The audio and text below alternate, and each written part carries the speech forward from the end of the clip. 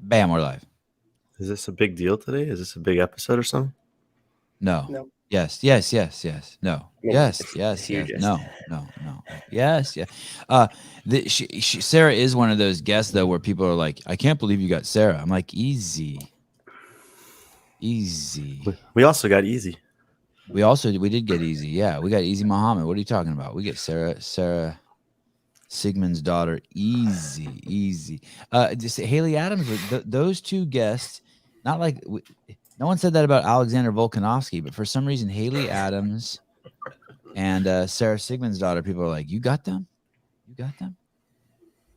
Dude, I was looking at the Spotify numbers yesterday. Holy shit! I need to send you guys those. It's nuts. It's crazy. Too bad they don't pay. Spotify and iTunes. Sorry. Really too bad they don't pay. Can we go live on Spotify or iTunes? Do they do live? Are there live podcasts? Does anyone know that? Can I call in and ask if she shaves or waxes? Dude, Tom, you do you, brother. You do. I know you got this number on your speed dial. I was always wondering how many people save this number. I almost called in yesterday when you tried to keep me away from Rob. Oh, that would have been great. Excuse me, I'm supposed to be on the show. Oh man, you were so great yesterday. Thank you, Brian, for doing that. Well, really, those it was 2 years that I worked. Now, I helped him with his event, just get some coverage for his event down there at Wadapalooza, and he was awesome. I mean, just hanging out, super easy to talk to, approachable guy, really passionate about what he was doing. So it was really nice. Yeah, he's a good dude. Dylan, Sara Sigmundsdóttir is not a fighter. I think you're only supposed to give money when there's fighters. Oh my goodness, Dylan changed his profile picture because his other one was like he was climbing a rope. Yeah, it's like and like I was always staring at his ass, and I was always like examining whether he was his shorts were his ass was eating his shorts, and it wasn't, but it needed to be. But he changed his profile pic. Now it's with his hot chick. That's awesome. Do you see this comment this guy Brian just made? And she's just adorned. No, let me see. Where's Brian? Brian looks like Liver King and Fraser had a love child. Wow. Hey, Sarah, I hope you're going to make a dramatic entrance. I see your... Oh, look, I said, hey, Sarah, my Siri turned on. Shut it, Siri. I was trying to decide how I could make it as dramatic as possible, but then I just started listening to you guys, so I lost focus. It is a good show like that. We do that. We do that to people. Their whole shit gets unraveled when they start listening. Yeah, exactly. Get focused on it. Let's get OPT back on to tell Sarah she doesn't do CrossFit. Graham, be nice. Come on, wow. Man. Come on. We had James Fitzgerald from OPEX on it. There was a dispute on what CrossFit is and what CrossFit isn't. But let's not drag Sarah into this. Good morning. You're in Dubai? Looks like she's frozen. That's because she's in Iceland. She left the door open and she froze. Yeah, I froze, but I'm back now, guys. You won't get rid of me so easily. Are you in a podcast studio? Where are you? No, this is a lab. So I'm actually in Dubai training for the Dubai Championships. Hopefully, fingers crossed. And Uh-oh. Can you hear me, or am I freezing? You froze for a second. We heard you're being held hostage in Dubai. Yeah, I'm Mayday. in Dubai by my best friend. And so I came here in July, then I came back in October, and then I left for the room that I've been staying in. Can you hear me now? Yeah. But it's tough. But you're in and out. But you're in and out, girl. Yeah, you're breaking up a lot. It's okay. These things are normal for our show. We don't have a good show. Yeah. It's been pretty good recently. Oh, thank you.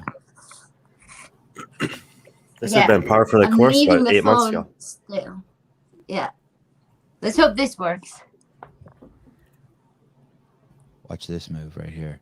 Bam, I just added her Instagram. That's your Instagram, right? I just put an @ and smooshed your name together. Yeah. That's 100% correct. Thank you. But do you know my first name, Sevan? Ooh. I've heard it many times. Yes, I've heard it said many times. Yes, correct. Quick, Matt, save me. Google that shit. I tried. It's not. No, I don't. But I've heard it many times. Tell me. Yeah. Have Can you you tell- watched the show Vikings? No, but my wife was obsessed with it. Yeah. So there's a guy there called Ragnar. And he's What's the like- first letter? What's the first letter? Ragnar. With an R? So that's the male version of my first name. Ragnar. Ragnar. And so So you're my name is Ragnheiður. Yes, there we are. So that's the female version of Ragnar. That's impressive. That's in Google. Google knows your full name. Google knows you it. don't even know it. And I'm doing a podcast with you. Like, And I have 2 pages of notes, but I don't know your name. yeah, Classic. exactly. Classic. Say It's it for okay, me. I forgive you. Say it for one more time for me. Ragnheiður. Ragnar Heidish. Ragnheiður. Ragnheiður.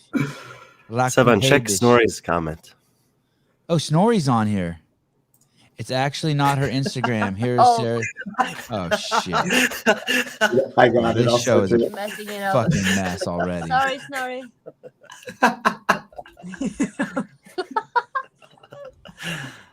Hey, you know what's funny? I'm on your Instagram page, and I don't know your name, and I'm staring right at your Instagram's page, and I still screwed it up. How's that, Snorri? Hey, Snorri, if you have any other shit that's wrong too, just jump in there. Just jump in there. Yeah. And we say the 2015 games, and it's really correct Brian on some shit. Goodness. Okay, so we haven't had a breakup in a second, so let's go back to you're in Dubai, you flew to Dubai, you left Dubai, you flew to Dubai, you're at a friend's house, and the plan is to compete in this Dubai fitness challenge. Yeah. So now it's been 7 months since I had my ACL surgery. So I've been in rehab, and I'm working with a physio here in Dubai. So I decided in July that I would just come here and train a little bit, meet him in person, and do some work with him. And then, I mean, the real story is, I think 2 days after surgery, I went for a checkup, and I asked the doctor, I was like, so when can I start competing again? And he's like, I would say 8 to 12 months. And I was like, 8 months. That means December. He's like, yeah. I was like, okay. I'm going to keep you to that because there's this competition in Dubai that I would love to compete at and like break the ice of competing again. And so that's still the focus. But as everybody knows that has gone through injury, it's ups and downs and you never know where your body's at. So like one day I'm 100% going to compete. And then the next day I'm like, oh no, I can't even do this and I can't do this. So it's been a bumpy road, but the focus is still set on Dubai. So at least I'm here and I'm doing everything I can. 3 questions around that. Are you allowed to say that phrase "break the ice" if you're from Iceland? That seems like it would be like a no. Yeah, but only Icelandic people are allowed to say it. Okay, that makes sense. I had it backwards. I hear the Dubai Fitness Challenge is a world-class beatdown. That it is why come back there? And are you prepared? Are you taking it? Is it a test run, or are you going to have that pressure on you to start and finish? Like my main goal, of course, is the Games 2022. I don't need to be like how I'm thinking about it is that I'm working with a new coach now that I started working with after the Games 2020, which was my last competition. I haven't competed out on a competition floor since Waterpalooza 2020, and it's almost 2 years. So I'm just looking at this of like, okay, will competing in Dubai help me with my main goal in August? And why will it help me? And that's like, okay, I need to get experience with my coach on a competition weekend of like how I react, how he reacts, how we can like, like mix our thoughts and work well together for the big competition. Like I'm looking at Dubai, that there's no pressure there. I'm testing my fitness. I'm testing where I stand, what I need to work on. And I'm testing working with a coach. And yeah, just like.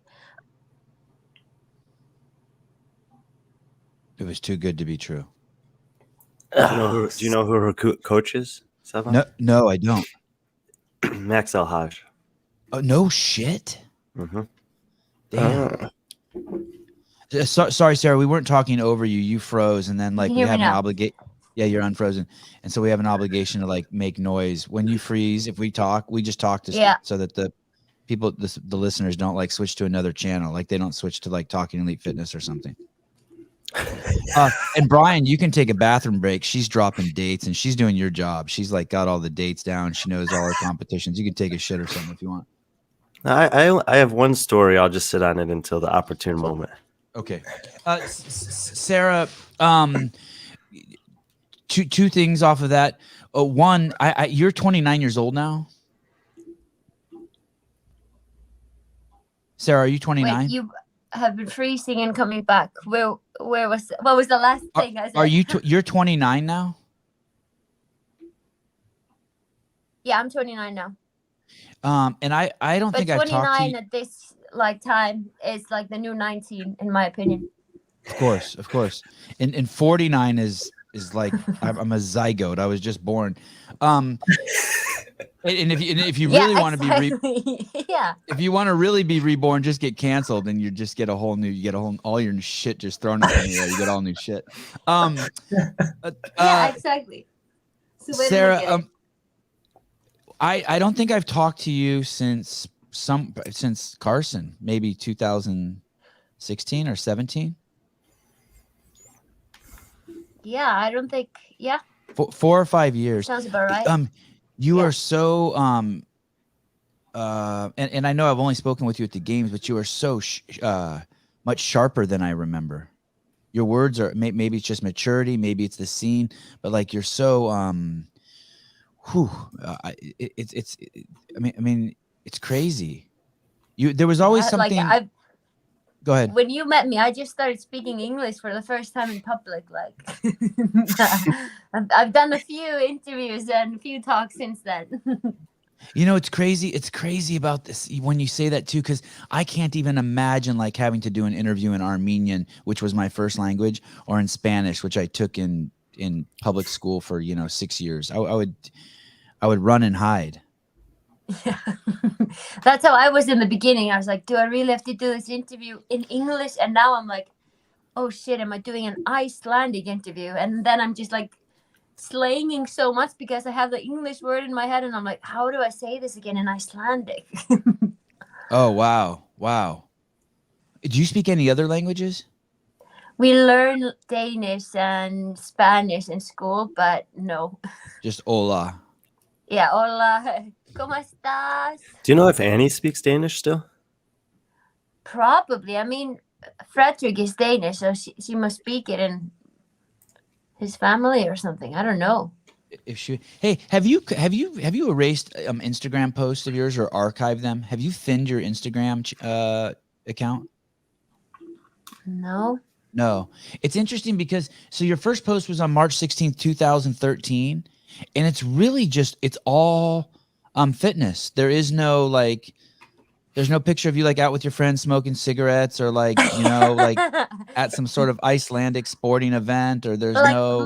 My first post is the best post is like, so I didn't like Facebook or MySpace, and then Instagram came and I was like, why do I have to make this Instagram thing? Like, this is a lot. And I'm not a very was not a very public person. And then my best friend, she's like, you have to have this Instagram thing. I'll make it for you. And then we got a free bag when we went to a grocery store and we thought it was so amazing. So my first post was about a free grocery bag that we got. Things and it was on my birthday, March 16th. It was meant to be. Yes. I got a birthday gift for you. Yes. I'm tripping on your interpretation of what your doctor told you. Your doctor told you that your first competition could be in, what did he say, 8 to 12 months? he said that I could possibly compete. And he said to me, you're not going to win and you're not going to be in top shape, but you can compete if you want to. And I was like, that's good enough. Because so you had the surgery on April 12th. Yeah. And then he told you couldn't ride a bicycle. And when I say bicycle, I'm assuming like the C2 or the assault bike. You couldn't ride a bicycle for 8 weeks. And that when you could get on it, you could get on it for 5 minutes. Yeah. And then slowly I had it 1 minute. I was literally dying. So I had in mind through like straight after surgery that I could bike, I could do upper body, but like the flexion on the knee when you're biking was not optimal. And yeah, so the physio just said to me, like, you can just take now 6 weeks completely off, let your body heal. Like, when's the last time that you took like 5 days off? And I was like, it's been 84 years. Like, it's been forever since I actually rested.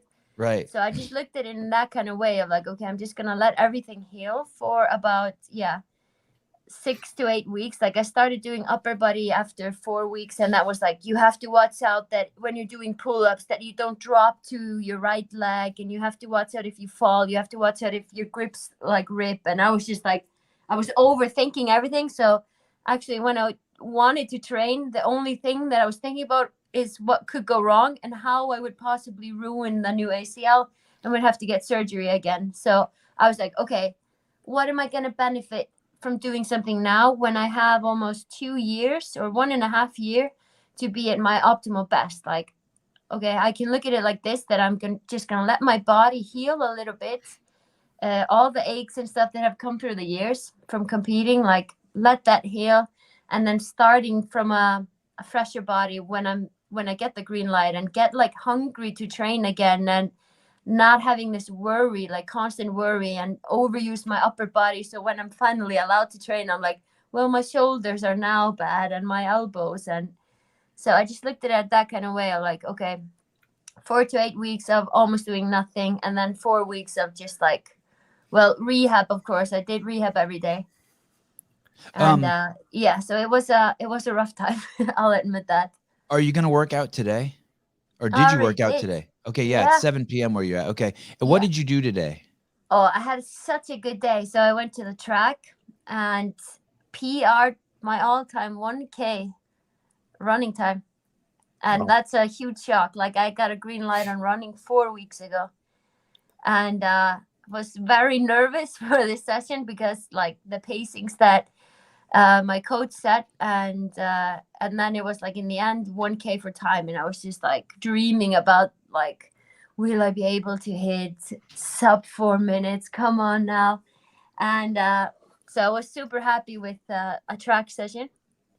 Do you think any of that has to do with the fact that maybe your body composition has changed from a bodybuilder? And I say bodybuilder because we do so much lifting and CrossFit and running, to you were doing less pull-ups, you were doing less deadlifts, you were doing less jerks. And so maybe your body composition changed to what maybe human beings are more naturally meant to do, which I think is running. You think any of that has anything to do with it? Yeah, I think it was that. And also just the combination of I've been doing so much rehab work for my legs and for my glutes and for my hips and everything. So that's like now when I'm running, I'm actually using my legs instead of before I was just like so tight in my upper body and just like you're almost just lifting your legs. So I think that a little bit of the rehab has like transferred into a lot of things now. So you're running. Sorry, Brian. So you're running, and do you have any concerns while you're running? What's the mental like? So you hurt your back. Not you personally. I'm just saying people in general. You hurt your back, and the next time you deadlift, you're always like, oh fuck, what's gonna happen? Yeah. When you're running, are you just like, okay? Yeah, this is the biggest challenge now. Of like, some days are good, some days are bad, and it's like when the knee is stiff and when it gets swollen, you panic. You're like, oh no. What have I done wrong? What, like, am I going to go training now and my ACL is going to tear again? Like, I'm doing lifts now and I'm still thinking about when I heard the click in my knee. And I'm like, please don't hear the click. Please don't hear the click. And I don't know how many times that I only because I know what weight is on the bar. Like I just got a green light last week to go over like 135 in snatts and then over 155 in clean and jerks. Like I haven't hit any real weights yet, but last week was the first time that I got a green light, and I was just like, just because I knew what was on the bar, I was like, oh no, I'm gonna have to go through everything again. I'm gonna hear the click as soon as I'm doing the dip for the split jerk. I'm gonna hear the click as soon as I'm doing this. Like your body starts just like telling you to back off and be comfortable and watch out, like everything bad is gonna happen. And then I have this other voice in my head that's just like, if it clicks, and you just go through it again. You're still alive. You can go through it again. Like you can't live in fear of re-tearing, because then I'm never gonna reach my goal. It's kind of like So, going in for like a tackle in soccer or football. Like if you're hesitant, you're probably going to get hurt. If you go for it, you'll probably be fine. The more you think about getting hurt, the more likely you're going to get hurt. The more, like, the less you commit to the actual thing that you're doing because you're in fear. And your body, when it's in fear, it holds back. And that's just like, people say that like straight after surgery is the hardest time, like for the ACL tear. It's so far from it. Like now, the last month has been the hardest month that I've experienced since I tore the ACL, because it's just like you're starting to add movements where you knew you could do, and all of a sudden there's this new knee that doesn't listen as much as it did before. Like, have you had a chance to talk to any other elite athletes that have had ACL recovery? No. Like I talked a little bit to there's a pro soccer player in Iceland. Actually, her name is Sara also. And she toured when she was pretty young, when she was 17. And that's probably the only pro athlete that I've talked to. I don't know about that many that have torn their ACL. Like, I mean, Tom Brady has done it, so maybe I'll just talk to him later. Yeah, tell Snorri he needs to hook it up with Tom Brady. Yeah, yes, please. My favorite number is also 12, so we have that in common. Look at this person. This person put, Sara, you're so lucky that Sevan invited you onto the podcast. You should buy a lotto. Oh no, I read that wrong. It says Sevan, you're lucky. Oh, fuck off. Okay. So the only thing, since I've never been an athlete, the only thing I was thinking of like comparing it to, it's like if your girlfriend cheats on you, then for the next 5 years, you're just like, shit, is she cheating on me again? Yeah. That's like the only Yeah, your ACL is like that. You're just like, you heard it once and now you're like, oh shit, is this fucker gonna cheat on me again? Yeah, like, is he gonna, or is my left knee gonna like be bad now, because I've done so much work on my right knee, so the left knee is gonna be the bad one. And like, you just can't think about what happens. Yeah. And I have such a huge belief in that everything happens for a reason, and the ACL tear will be a blessing after a year. I'm sure of it. Like, it has taught me so many things. And yeah, it's just like, I think every athlete needs to go to this, I don't want to say bad place, but to this like hard place of you can either give up or you can keep on going. Like, you can choose these two lanes. And it never even occurred to me that my time had come and that I would just like do something else now because I had a serious injury. I was just like, okay, my body isn't doing what it's supposed to do. What can I do now that it won't happen again? And what can I learn from this? And what did this ACL teach me? And where am I going? Like, what am I going to use now from this? I don't know. I say the universe just stopped me on purpose for some reason. And finally I'm getting the green light on going again. Why not just stop this? Like, is any part of you like, okay, this was good, this was cool, dial this shit back and hunker down with my clothing line, maybe get into acting, pursue. Why not?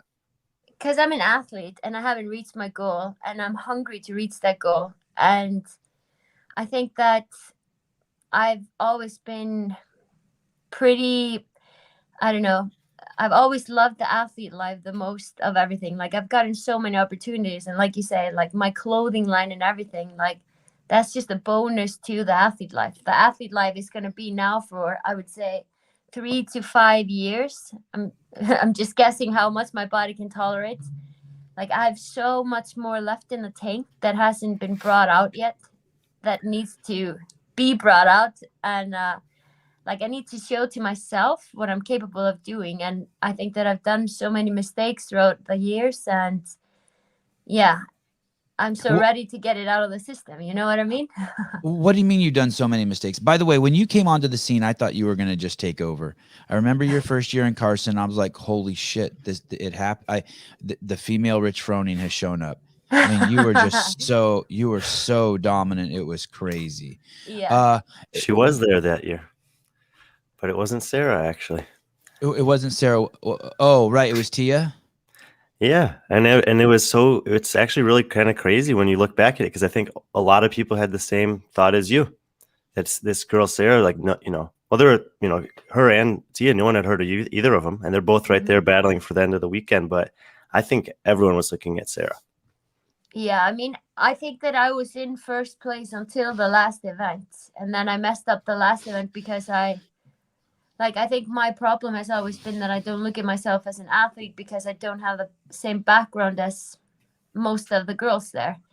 And I think that in the last workout, I just gave up when I got a small obstacle. I couldn't climb that pegboard. I didn't give up on the pegboard. Yeah, like I just did some rookie mistake of just like, my thought has always been that I should always work when I am under the time of tension. Like you have these 7 minutes, or don't remember what the cap was, to climb the pegboard. Some people just looked at it because there weren't so many girls that actually got the pegboard, but I wanted to get one. Like I knew I could if I would try extra hard, and then I didn't in the end, and got like lost my head a little bit in the last workout. I knew this would happen. I'm not good enough. I don't deserve to be here. I'm only lucky. This won't ever happen again. I was just, all these crazy thoughts were going through my mind in those 7 minutes of that could have been the most important 7 minutes of my life. Like parallel handstand push-ups is my biggest strength, and I was failing them because my head was somewhere else, because I just wanted it too much. But I was afraid of wanting it, and it was better to fail than to actually achieve what I could achieve. This is a great story. And I think that a similar thing happened to Tia the next year, where she, mentally was what held her back. Yeah. And speaking of Ray Froning, I don't know when it was, but he used to say, is like, look, the top 10 athletes or so at the games, like they're all incredible and they all have the potential physically to win. The difference is up here. It's all between the ears. And I mean, that's also what Dave tests it good. Like he's very good in testing it, of like testing your mental side with your physical side. And I think those are the mistakes that I've made throughout the years, is that I haven't trusted myself well enough in what I'm capable of doing and believed in it. And yeah, and when something is, I would say, like, this year was taken from me. Like it's been so hard to watch everybody compete and to be on the other side and not being able to bike even the first 8 weeks. Like I've been such a victim to myself. And I was just like, why is this happening to me? Why doesn't this happen to Tia that has won 4 years in a row and is just unstoppable? Why is this happening to me? Like you start victimizing yourself and like pointing fingers at other people of like, why is she lucky? It's not like that. Like everything happens for a reason. And there's a reason why 2015 happened to me, of like why I experienced that fail, why I had to go through everything that I have been through. Kevin wrote, this is a grueling sport to be a professional at. It is grueling. That is for sure. But it's a fun sport. And it's, what I love about it is that it challenges you to just, you have to be good in everything. And I mean, all of a sudden, like they're going to be testing climb walls and everything. Like you just, like Rogue was 2019. We had to learn how to shoot. It's just, I've learned so many things. And like you say, why not just quit? Like I have so much more left that I want to do before I'm able to quit. And like today, I was just taking a sandbag and dumbbells to the beach, and I was swimming in the ocean and then doing dumbbell workouts. And I was just like, is this really my life? Like, this is too good to be true that I'm able to be here in Dubai training. And like, it's so like, I'm so thankful for what I have achieved and where I'm at. And I want to achieve more, like, because I know that I can do more. Is all of this stuff that you're saying, how do you know this stuff?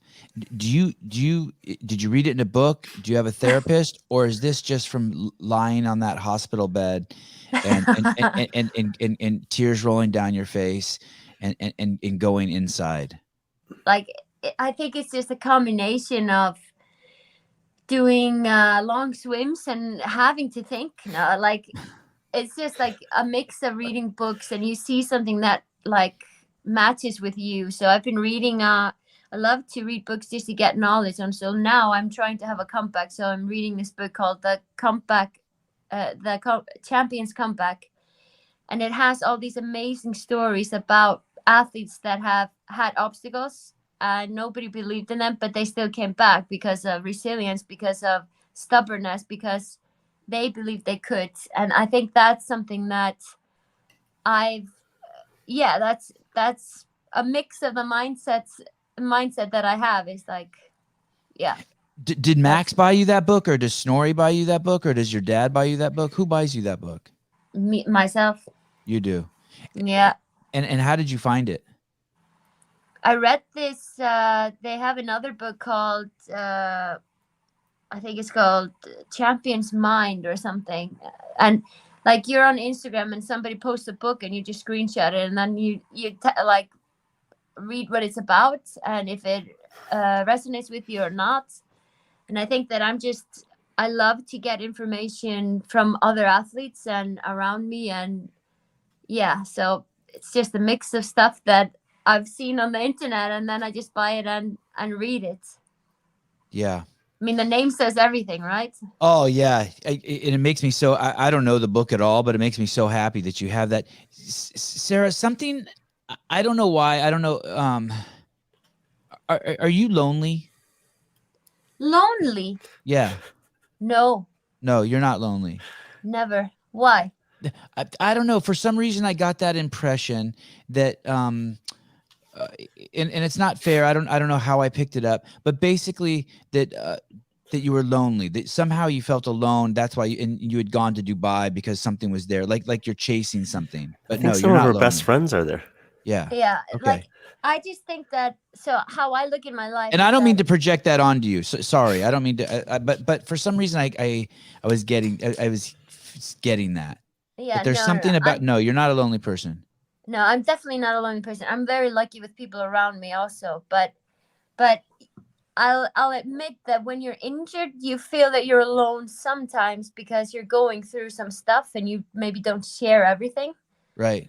But like, I have all my friends and I have so many people around me that support me, and I'm definitely not lonely. And I'm also just looking at life. Like, the reason why I'm in Dubai is like, I have maybe 4 to 5 years, or like I said, we were 3 to 5 years of being a professional athlete. And I have the opportunity to actually travel the world and do my job wherever. And then after 3 to 5 years, I want to settle down. I want to have a family, and I want to be based somewhere. But in these 3 to 5 years, I want to travel the world, and I want to meet new people. And like, I'm such a free spirit, and that's one of the benefits of being a professional athlete is that that's I maybe get what to I'm. go. Maybe Sorry? that's what I'm picking up on. You're Yeah. a free spirit. You don't want you. Yeah. I don't know if this is a serious question. Would Sevan ask a man that? If I knew any men, I would ask them that. I don't know any men. I just know bitches. Next question. And I know Brian is lonely, so there's no need to ask him that and rub it in his face. So you go. Why are your friends in Dubai? Who's in Dubai? Why aren't your friends in Iceland? So I think doing CrossFit, you compete at many places in the world, and you meet people. Like, I met people at European regionals, and then from there, I competed at some small European competitions, and there I met my now best friend Carmen Bosmans, and she moved to Dubai 2016 to work. So she's a coach here in Dubai, and yeah, I mean, I have a few friends in Iceland, but none of them are athletes. But it's good to go to a place where. So she used to be a competitor in CrossFit, but now she's going a little bit into endurance, and yeah, like working a lot. And I think it's good to go into a place where like you're almost in a bubble. Like I like to be very focused, right? Like now I'm doing a lot of training and I'm doing a lot of rehab, and I just want to be in my zone with my time, and then I end the evening on being with her, and it's like the perfect fit. Like nobody's ever waiting for me or expecting anything from me, because she understands how much work it is to be an athlete. I never have to apologize if I have a session and I'm done at 8 or 9 in the evening and we were going to watch a movie or something. Like there's just nobody waiting for me. But the low maintenance friend. Take notes, yes, people. the That's most what. understanding friend. Yes. We're gonna go to breakfast tomorrow morning. Of course, they tell you 3 minutes before they can't go. And if you want to be friends with great people, you'll shut the fuck up and understand. Yes, And exactly. Sarah, you can tell me if I'm wrong about this, but I also think she's just an incredibly fun person. Like no She matter is. what, anytime you're around her, it's a good time. Yeah, 100%. Always. Yeah, you are very easy to be around. Good Oh, job, me? Brian. I thought you were Good. talking No, about I'm talking about Carmen. Carmen. Oh, but you I'm know her, also Brian? right? I've yeah. She's been in Dubai several years, competing. She's competed at a lot of European regionals. Yeah. Did She's you ever been date around. her? Did you ever date her, Brian? Did I date her? Yeah. I have not dated any CrossFitter people that you know. Okay. I don't know her. That's why. Well, I don't know her, so maybe you did date her. Yeah, exactly. This Vaughn says, "I'm here when you're ready to settle down and have a family," and then he says, and if you're not into men, he would go get surgery. So I mean, he's committed. He would go operational. Well, I'll have you in mind after 3 to 5 years. I promise that. But only if you can handle being low maintenance, please. You know, Adrian Bosman taught me about that. I kind of knew it already. You needed to be a low maintenance friend for me to be friends with you anyway. But he taught me about just low maintenance friendship. Like it really is the only kind of really good friendship. If you're not a low maintenance friend, then basically that they're not your friend. They're just someone you're working out your pathologies with. Yeah, it's just more drama. Yourself. Yeah, it's just like, dude, I have parents and brothers and sisters and ex-boyfriends. Like and ex-girlfriends. I can do that shit with them. Yeah, exactly. Like, yeah, it's interesting. Yeah, it's interesting. That's really good. And I also think, and this is one of those things, and I've said this before regarding Matt Fraser, Rich Froning, or Josh Bridges, or Greg Glassman, or any of these people who are at the top of that I've been around, that are at the top of the food chain. It's not normal being friends with them. You can't project your normal. They have aspirations that you can't relate to. And so you just kind of got to sit there and observe and not make it about yourself. Yeah, enjoy the ride. And that's exactly how I feel. Like when I'm in Iceland and I'm with my friends in Iceland, they don't understand that I train 2 to 3 times a day. They're like, "You trained yesterday. Do you have to train again tomorrow?" I'm like, "Yes, I actually do." You should ask them back. Are you going to work tomorrow? Because you worked yesterday. Let's go to the beach. Yeah, this is exactly. But like they just think that I go to the gym for an hour, but that's sometimes good. Like they have no idea what CrossFit is almost. It's as preposterous as thinking, is complaining that the oak tree can't come to your new house with you. It's like not recognizing this thing's been here. Oh, it can come, but it'll have to come in a different form. You're gonna have to chop it down, reshape it, and then build a new room. Yeah, everything you like about the oak tree is because it just has to stay in one place for 150 years and grow big, and it has to drop all those leaves, and moths have to fly around it. Like, yeah, they don't get it. And even them just asking puts wear and tear on the relationship, right? It's just a little bit of energy they just took from you. Mm-hmm. It's that guilt of like,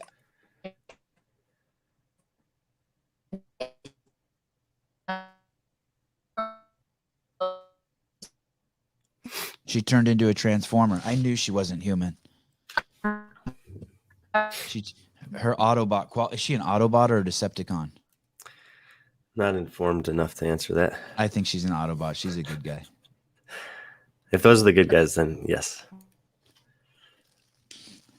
Anytime I say something like that, that's a good balance, by the way, while we wait for her to come back. Anytime I know you were talking about her friend, but anytime I say someone that's like could be seen as negative or pejorative, like, are you lonely? That's always good. You're the funnest person I know. You just like keep that teeter-totter going. Oh, good job. Good job. Susan's gonna 5 problems that are unique to high what?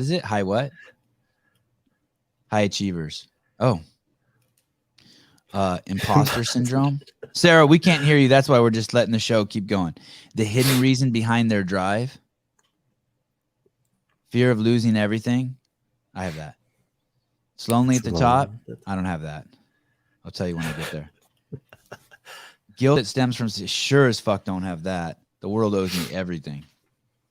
She is a Terminator. Well, it was funny because if you look at on that list, she had almost talked about, maybe not using those exact titles, but she almost talked about everything on that list. And right before the thing cut out, she started moving into the guilt thing.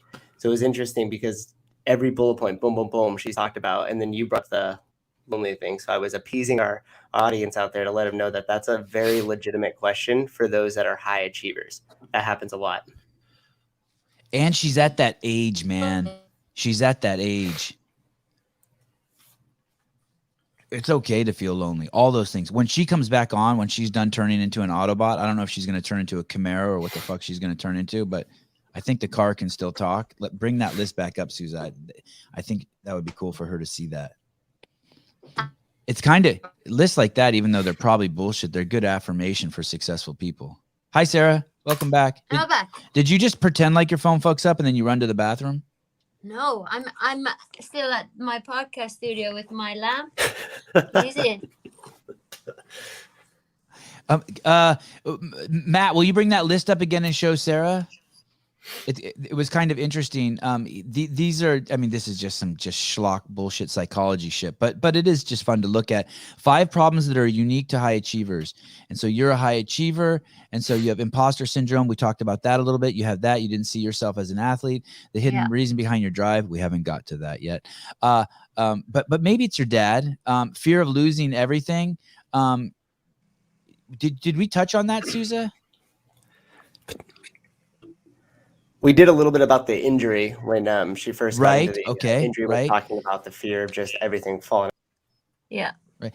It's lonely at the top. She says she's not lonely. Brian believes her. I don't. And guilt that stems from success. Did we talk about that, Susa? She just started to talk about feeling a little bit guilty for prioritizing training and other things over. Social obligations. Yes. Guilty for being such a big, beautiful oak tree that someone demands does something else besides grow big and beautiful. Exactly. Yeah, it's you said this PR you said is incredible. The running. Yeah. Yeah, I mean, I'm just surprised, like from running, not having run since January and then starting running a month ago and then PRing my all-time best 1K is like pretty happy with that. Dude, it's nuts. And you're like a seasoned athlete. Like I actually have a theory about this. You know, all the stuff that she had to do in the first, we'll say 3, 4, 5 months following the surgery, and obviously is limited in progressing, but those small things of all the rehab is just how you categorize it. But basically, I look at that as like accessory work for like, you know, isometric holds and activating certain muscle groups. That stuff is so important for high level athletes. It's really important for anyone who's doing athletic things, but it's not fun to do. It's not sexy to do. It's like everyone wants to go in the gym and lift heavy weights and do high skill stuff and get out of breath and feel like they just killed themselves. Like that's appealing to people. But if you don't have time for those other things, then that's only going to last for so long, usually. And in this case, she was forced to do all this small stuff that you don't want to do. Yeah. And her body's probably firing really well right now. It's also like I do. So I read this thing straight after surgery, or like closely after surgery, of like, how much time do you actually spend destroying your body in the gym, but how much time do you spend on your body building up again, like your recovery time? How much is the ratio between recovery versus actually training? And before surgery, my ratio was like, yeah, it was bad. But now you try to have like training. If you're training 4 hours, I have to get 2 hours of rehab. Like rehab equals icing my knee, like using Game Ready for 1 to 2 hours a day. It means doing the rehab movements that are good for my knees, that are good for my whole body. Like I have rehab every day for about 40 to 50 minutes.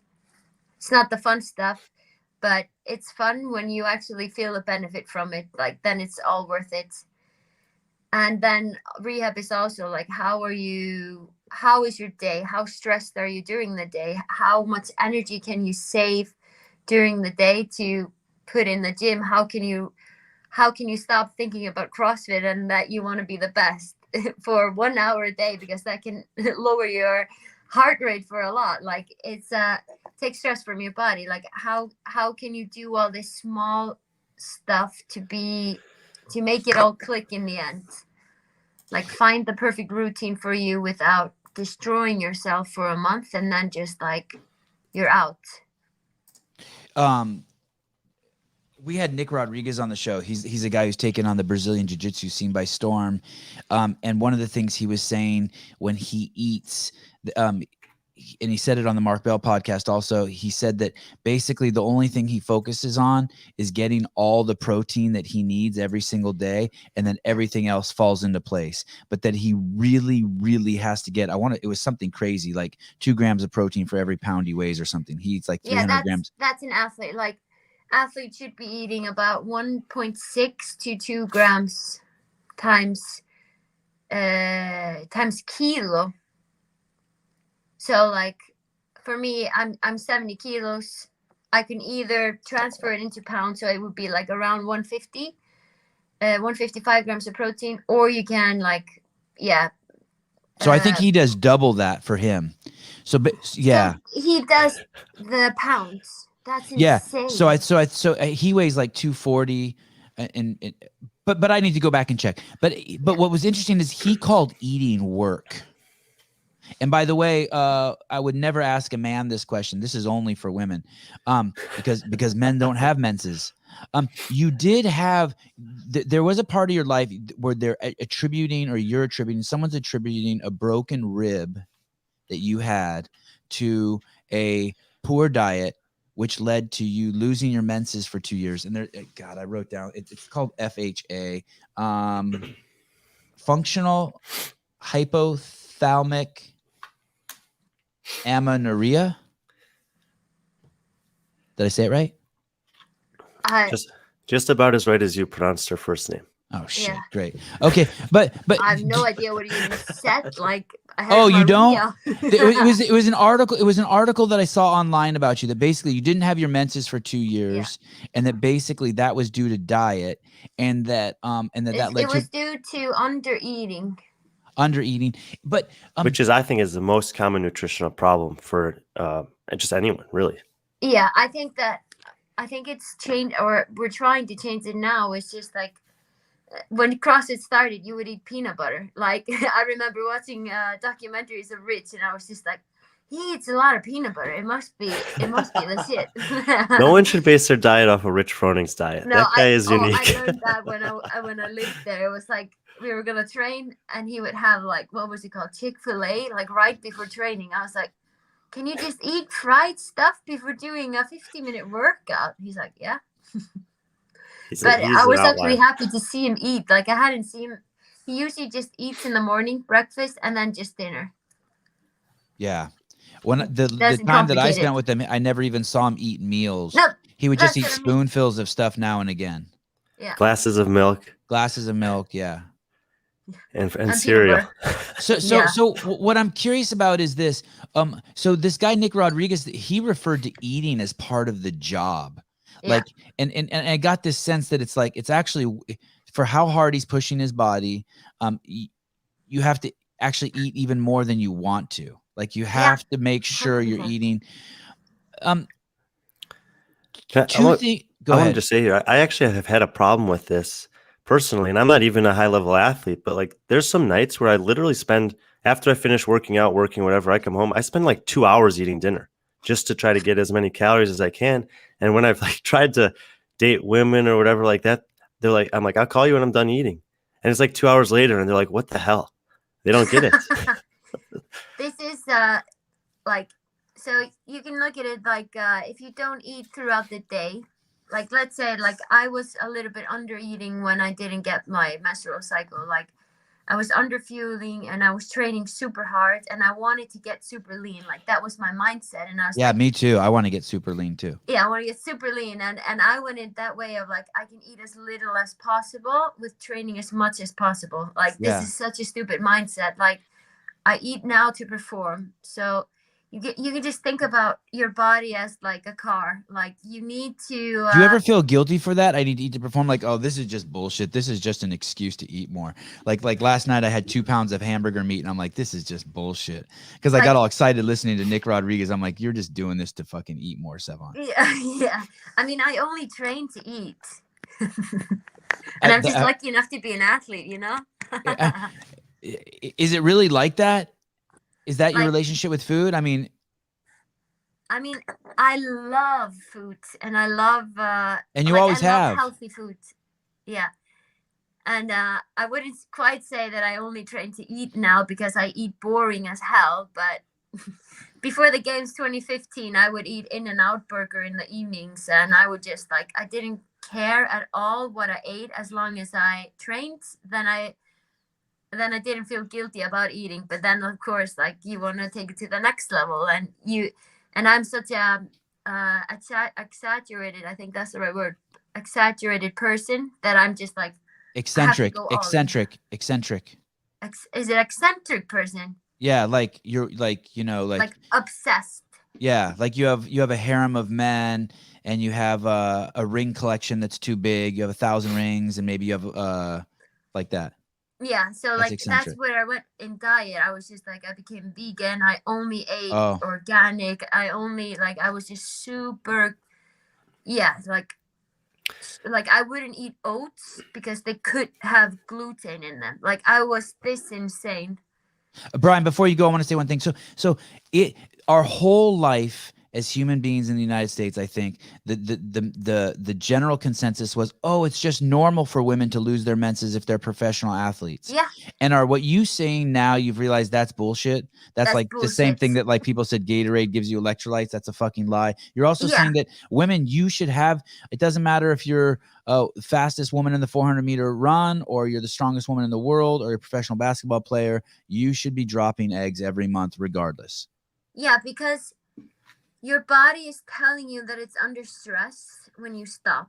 Like something's going on that your body needs to hold on to everything. Like it doesn't want to waste energy on you getting your menstrual cycle. Oh, I get it. So it's okay. Like I would say before the CrossFit games, if I wouldn't get my menstrual cycle for 2 months around that time because I'm under so much stress and so much pressure, that's completely normal. But when it's been 2 years, then you start to worry. But I went to the doctor and everything, and he was like, you're just an athlete. You just have to accept this. And I was like, is this going to affect my future? Because I really want to have a family. And he was wrong. The doctor was wrong. He was wrong. Yeah, the doctor was wrong. It was just like this old guy that didn't have opinion about girls having muscles in sports and was just like, this is just one of those girls or something like that. Like it was, he didn't check anything. And like, we don't know it yet, but like, so I broke my first rib because of overtraining. And that's very unusual to break your first rib from overtraining. Like usually you would break a bone in your foot or something like that, like a small bone. But your first rib is like one of the strongest ribs in your body. And it connects to your, what's it called, clavicula. And it's like, it's a very rare bone to break, especially in CrossFit. And that's where we were relating like menstrual cycle to like, do I have bone density? Like what is my bone density?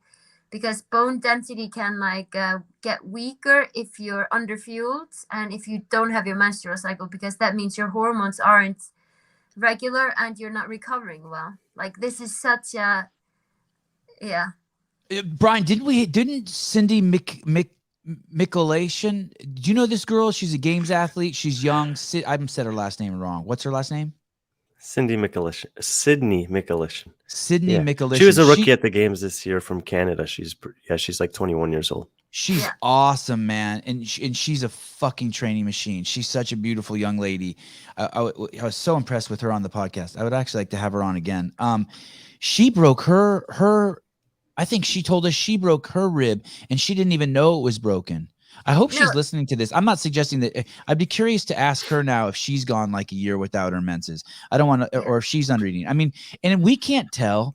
Do you know what I mean? I never looked at you and was like, holy shit, Sarah's not eating enough. Like, what do I know? Yeah. And it's also, I've never looked that way, that I'm not eating enough. Like, and it's, I think. But you were always hungry, right? Is that what you're saying though? You were always you were maybe hungry's not the word. You were always looking forward to your next meal. Oh, always. And I would just like count the minutes almost, but then I would try to do stuff. So I would take my mind off eating and like, okay, if I train now, I won't think about eating until after training. So then I have like 2 to 3 hours until and if I skip this meal, I can eat more in the evening. Like that was always my mindset of like, I'm going to try to skip eating during the day, like when I needed it the most, to be able to reward myself in the evening of eating. Do you ever try to replace that sensation to eat by just like drinking a couple glasses of water? Yes, like you would have to drink soda. That feels you better. My wife just texted me. I think she broke her collarbone. Well, thanks for fucking up the thanks for fucking up the story, Haley. Okay. Do you have a boyfriend? No, I don't. Is a boyfriend a distraction? Like, could you, Sara, Sigmundsdóttir,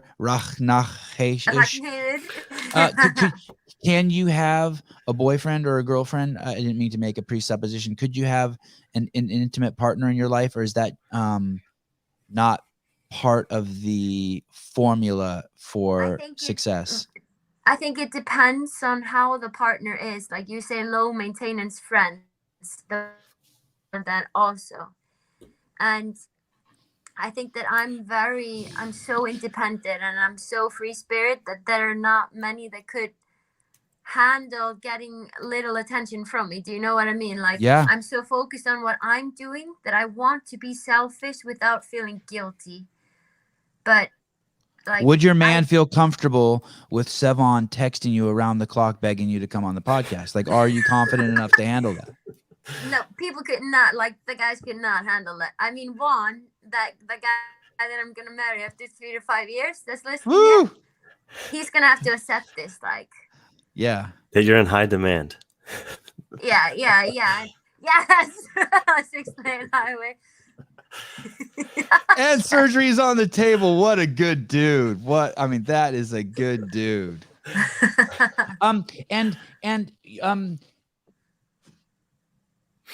It's funny when there's this theme about you wanting to empower women.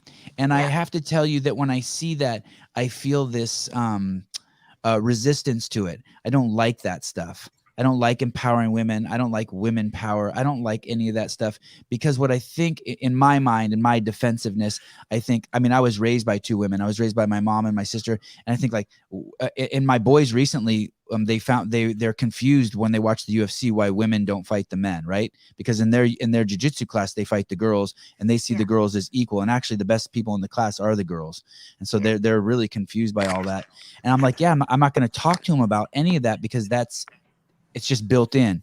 But when I heard you, but when we talk about, when you said that doctor was an old man and he didn't know about the menses and he didn't know about strong women, I think I got what you mean by that.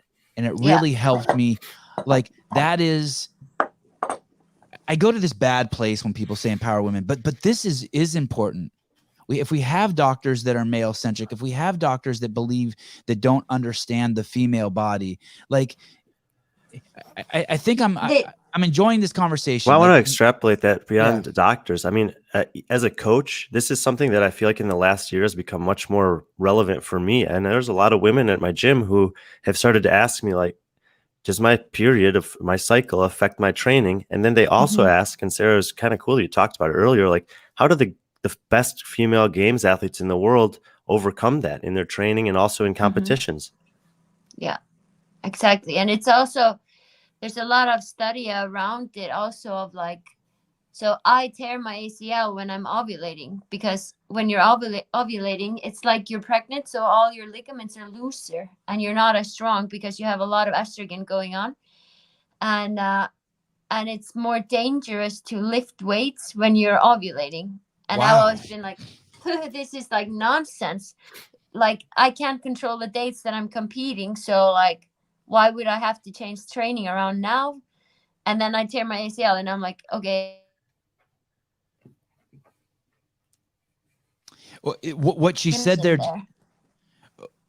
Sorry, you froze. What you're saying there is kind of driving the point. And I don't know if civilization is advanced enough for this, but women empowerment isn't to treat women and men equally. Women empowerment is to treat women like fucking women. Yeah, like, exactly. Like these are not men. No, don't, it's not okay that they're skipping their menses. Their period is something like real. It does affect their whole body. They do carry babies. They do summon souls into their stomachs. You know, when the sperm and the egg meet in there. These are not men. Yeah, exactly. I think I have a better time thinking about it like that. I just get defensive for women. Like when people start talking about women power, I start thinking like women don't. My mom went to law school when she was pregnant with my sister. She was the first woman to graduate from her night law school.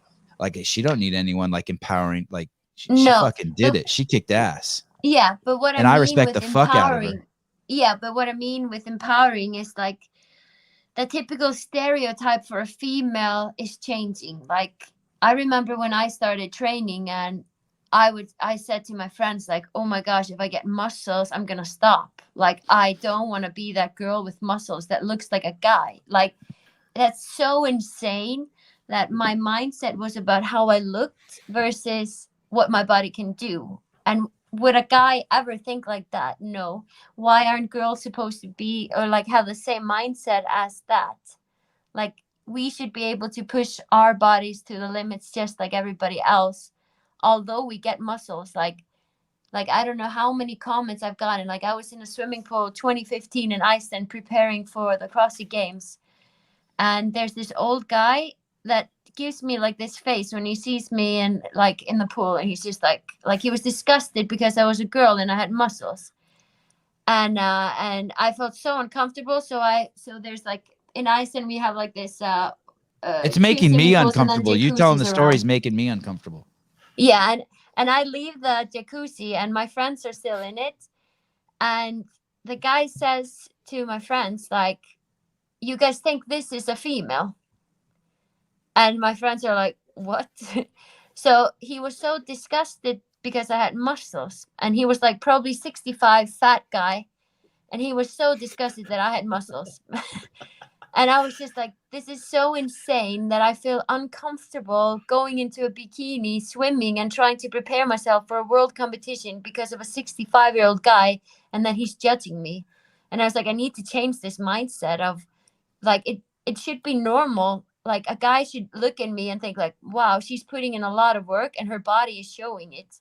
Like, she's pushing her body to the limits. Vaughn will chop his dick off for you. I mean, so there's dudes out there who.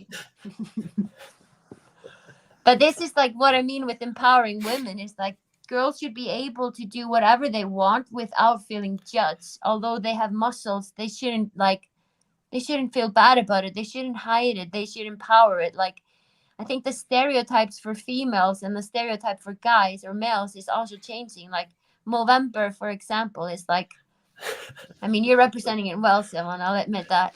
Your mustache is great. But it's like the men's health is like, guys should be speaking up more about feelings and everything. They shouldn't repress anything. While girls should also stand in their place, and they should start to speak up about their opinions. And it's like the stereotypes for girls and guys is like switching. Like the guys are showing like the more feminine side, while the girls are showing the more masculine sides.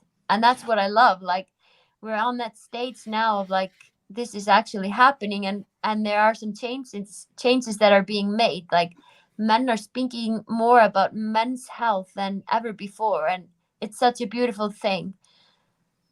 It's definitely changed if you are a CrossFitter, definitely changes the mating game for you. Yeah. When I first came to CrossFit, I never thought the girls were disgusting, that's for sure. But I tripped on how muscular they were.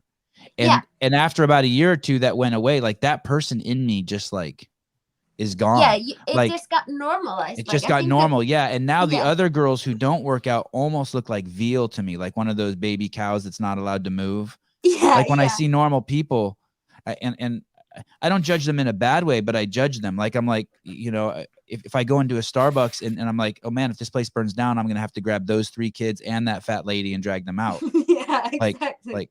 Or that skinny lady or whatever, you know. It's like, yeah, it's a but trip. it's also like I'm so used to being around people now that are training, and they just see me as a normal person. And then you go to an airport or something, and guys are just like, oh my gosh, this girl can beat me, this girl can do this, and I'm just like, why are they talking about me in third person when I'm just standing here? Like, would you do that to an obese? Would you say like, oh my gosh, that guy can he can kill me if he sits on me? Like, you would never comment anything, and they don't mean it in a bad way. They don't know how to get it out of their system that they see a muscular female, and that needs to be more normal. Like you said, like the first year for you, you were like, wow, girls are muscular here. And then it just got normal. And that's now I see CrossFit girls more like race. I don't even see them as muscular. No, I see them as like race cars. Yeah. I see the men and women in the games just as like, or like race horses. I don't even see the muscles like if you don't have muscles, something's wrong with you. Yeah, exactly. You're like, oh my gosh, she's fragile. Yeah, like Dave Castro's calves. It's like, really? He can run with a ruck? I mean, have you seen his calves? Like, how's that possible? Yeah, how is that? But have you seen BK's calves? They're the smallest that I've seen. Bjorgvin Carl Gudmundsson? Yeah. Just showing off. I'm just showing off. I was actually very impressed. If only you could say my name. I'm going to practice. What do you think about in the I watch a lot of fighting, and they have men who go into surgery and then become women, or I don't even know if they go into surgery. I don't even know what I'm talking about, but they allow men to fight women. And I don't know, and they've gone through maybe hormone, I think they're called trans athletes, and like they allow them in the Olympics. Is that, do you have an opinion on that? Are you allowed to have an opinion on that? I don't think that I'm allowed to have an opinion about that, but like, I think it's a very psychological thing. Like when you're born in a body that you don't feel that you belong in, and you want to change it, but you also want to be an athlete, and you have to go on hormones, and like, it's hard to say like, he's not, like, she's not welcome competing against me because she was a guy. Like, right. It's hard to say that, but it's almost like a trans should be like a different category for like, because it is unfair if there's let's say that there's a max lift and I'm competing against a girl that was a guy. Of course she's going to be way stronger than everybody, and people are also going to use this as a benefit from like, oh, I've always wanted to be a professional athlete. If I become a girl, I can compete at the girl side, and yeah, I'm good. I can't relate to anyone doing that, but then there's tons of things that I can't relate to that people do every day. I'm like, holy shit, you're doing that. And you know, like, so basically in my own personal fantasy land, what I would love to see Matt do is enter the women's competition and the men's competition in the same year, and demand that he is identifies as both. I really want to see that. I'm not even joking. I just want to see. I want to see the system to have to deal with that. And then he's like on both podiums and shit, and he's got both checks, and you know what I mean. But that's the way it seems like it's going, and it doesn't seem fair to me either. I don't know the biology of it. It has nothing to do with whether I'm sympathetic to the psychological factors or not. Yeah. I just can't see like I can't play. There's things that I can't do either. Yeah. Like life is not fair. We don't have, I just don't feel like we have to make everything fair. Yeah. Yeah. I agree with you there. I wasn't born in Iceland, so I'm never going to win the games. You're never going to be adopted. Adopted? No, A daughter. adopted. A daughter. Yeah, I'm never going to be a daughter. A daughter. Say those letters for me. Say the last. Dottir. Daughter. Yeah. You say it, Brian. I can't do any better than you. I just Come on, Brian. Bring it out. Daughter. Yeah. Dottir. Tell me about switching coaches. I'm tripping on I'm tripping that you're with El Haj. I like him. I like him I like him a lot, but I like Travis even more, and Travis trains with him, so then that makes me like Max even more. It's like a weird like. So it's like and now you like him extra more because I'm also training with him. And yes. Right? But you know what I'm really tripping on? I'm tripping on Katrin. I'm tripping on the fact that she was with Ben Bergeron, and that all of a sudden, I'm tripping on Annie. There's so many things to talk about here. Before we get to Ben and Katrin, is this the whole thing that Annie's doing her inspirational to you? Like you're like, holy fuck, this old lady who had a baby is fucking like now Tia's biggest threat. Yeah, like it shows that anything's possible if you set your mind to something. No, anything's possible if you're an Icelandic woman. Yeah, and that's also that you're strong, independent Icelandic woman, you know. But it's so impressive how like Annie had a hard birth also. Like she lost a lot of blood. She was very weak after birth, and like she had problems with her abs, like they went apart or something like that. And they diastasis. Yeah, my wife had that. I think that's pretty common. Yeah, and they didn't go back or something until after a year. Or I don't know the whole story, but what Annie has achieved is just so impressive. And I mean, it's also like it helps me also in recovery. I'm like, oh, she was there and she came back. Like it's possible. And she hurt her back. Yeah, and she hurt her ago. back. Yeah, exactly. Like she's gone through a lot of stuff these 12 years she's been competing, right?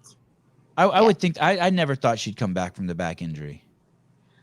I mean, there's you know her better something than I in do. Annie that's just like different. Like she has this, I think resilience is the right word for it. Like she always surprises you. Like you might, like I thought after she gave birth, like she's gonna go team now and she's just gonna enjoy time with her baby. Like that's what my plan is like when I have a baby, I want to spend time with it. And like that's why I'm waiting 3 to 5 years. So I was like, she's not gonna come back.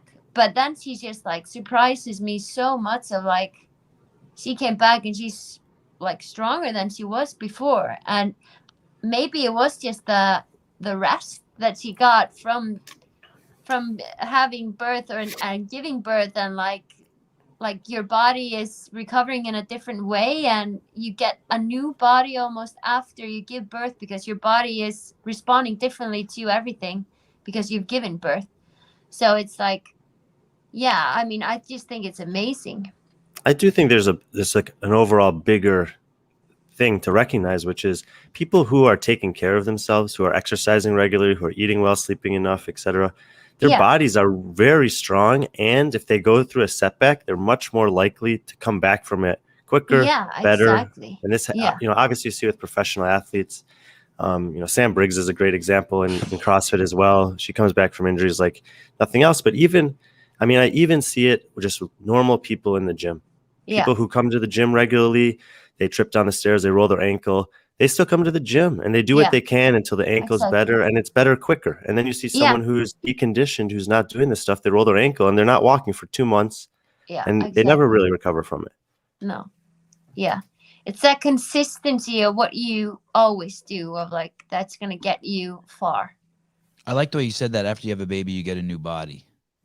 And then Like- and then Brian's part's important too. And the quality of that body depends on the quality of how you Yeah. entered your pregnancy and how you treated your body during your pregnancy. Exactly.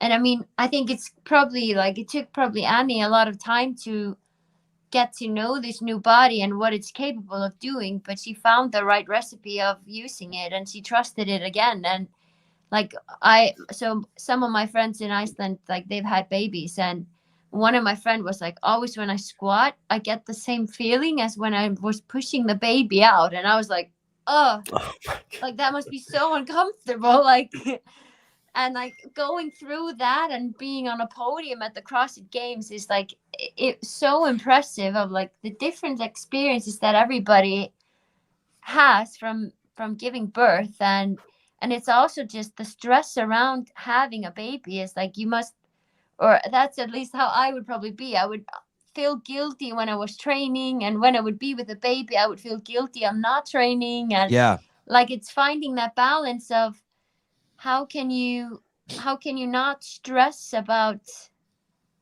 like that you're like choosing the right times. Do you know what I mean? Yeah. Do you know how many kids you want to have? Do you have like that in mind?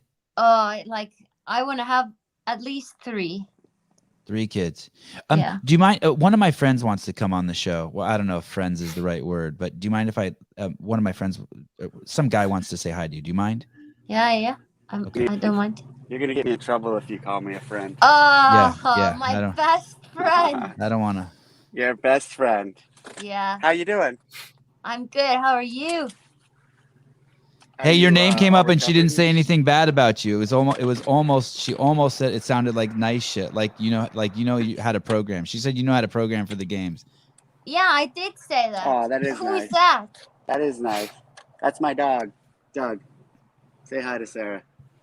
Hi, Doug. So that's How, a female so with dog, Sarah, but he's so denial. He doesn't believe in female dog empowerment that he named his dog a boy's name.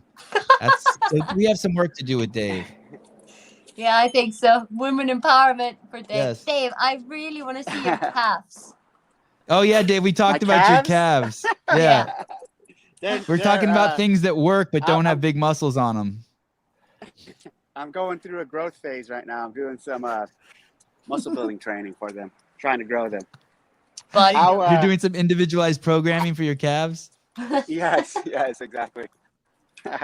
How? So, what competition are you doing next? Are you all healed? Are you good? I'm not completely healed, but we're getting there.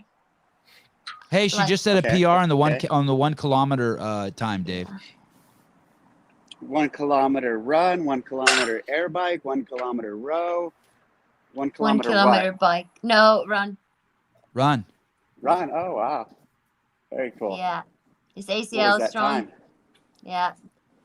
Oh, don't No, ask that. I'm gonna like my plan is to compete now in Dubai Championships. Break the ice of competing and Okay. yeah.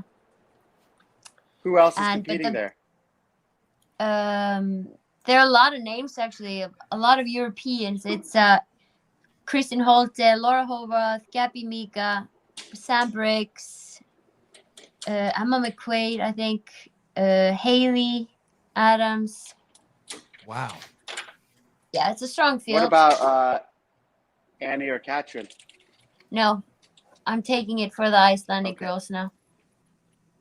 You're gonna represent for Iceland. She's going to melt. I don't think you'll be alone. Actually, I think Ike is actually going to be there now. Yeah, Ake is gonna be there. Yeah, she got an invite like 2 days ago, I think. Who's that? Ake Gylfadóttir. She competed 2018.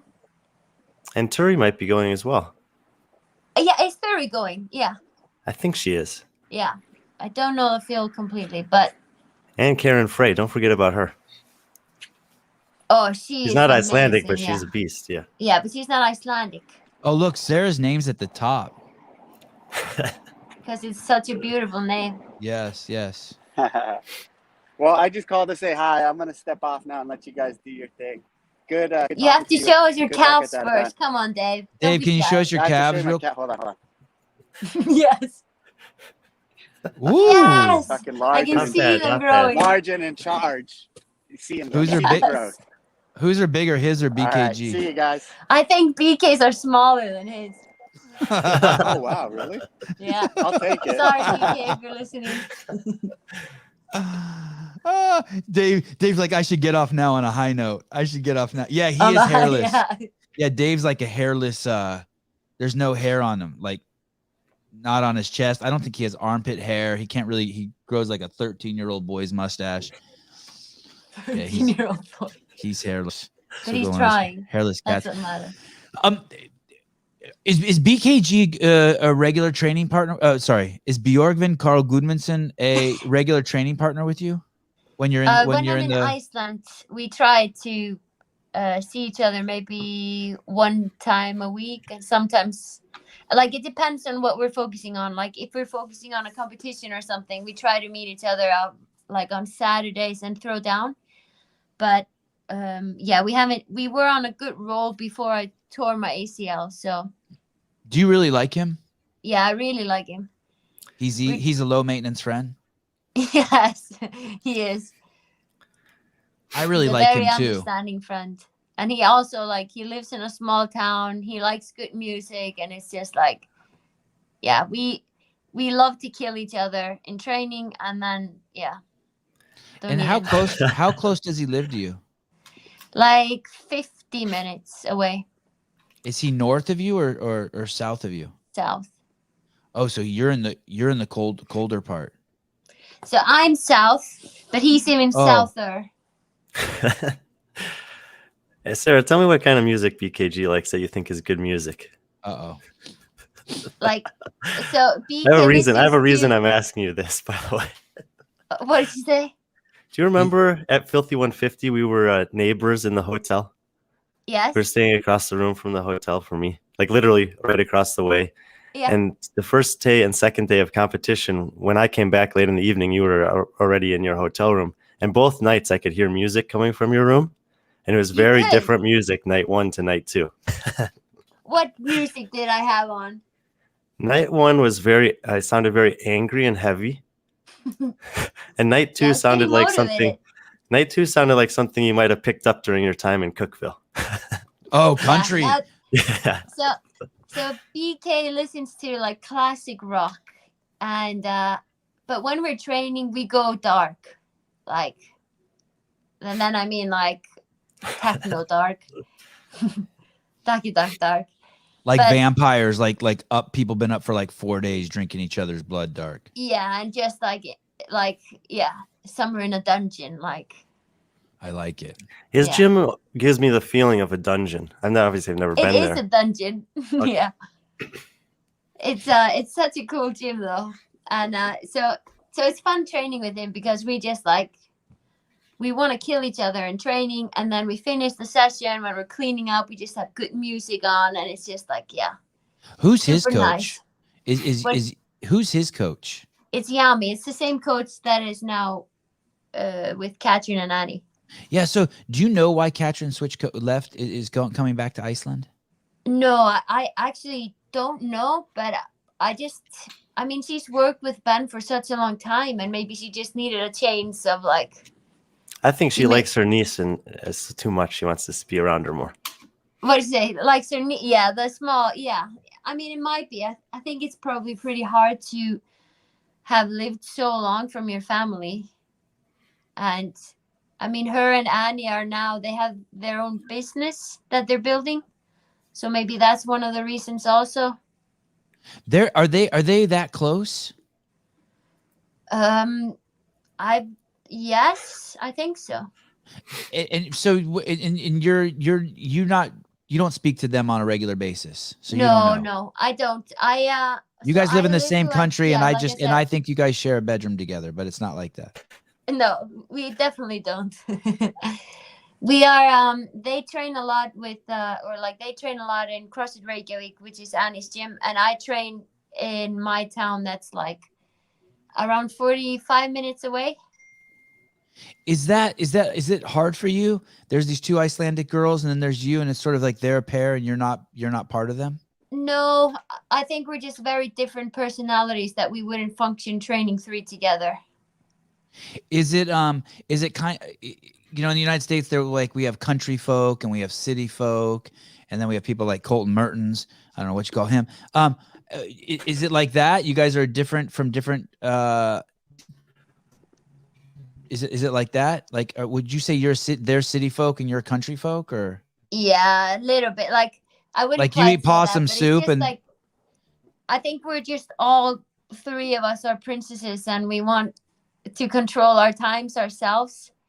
And yeah, like they have their set time of training, I have my set time of training, and like, I mean, I did the open with Annie, and that was super helpful, and it was fun and everything, but like, we don't talk on a daily basis and text what we did for training or something like that. But like, if I'm in Iceland and they're throwing down, they might invite me, or I invite myself or something like that. Like, there's nothing bad between us.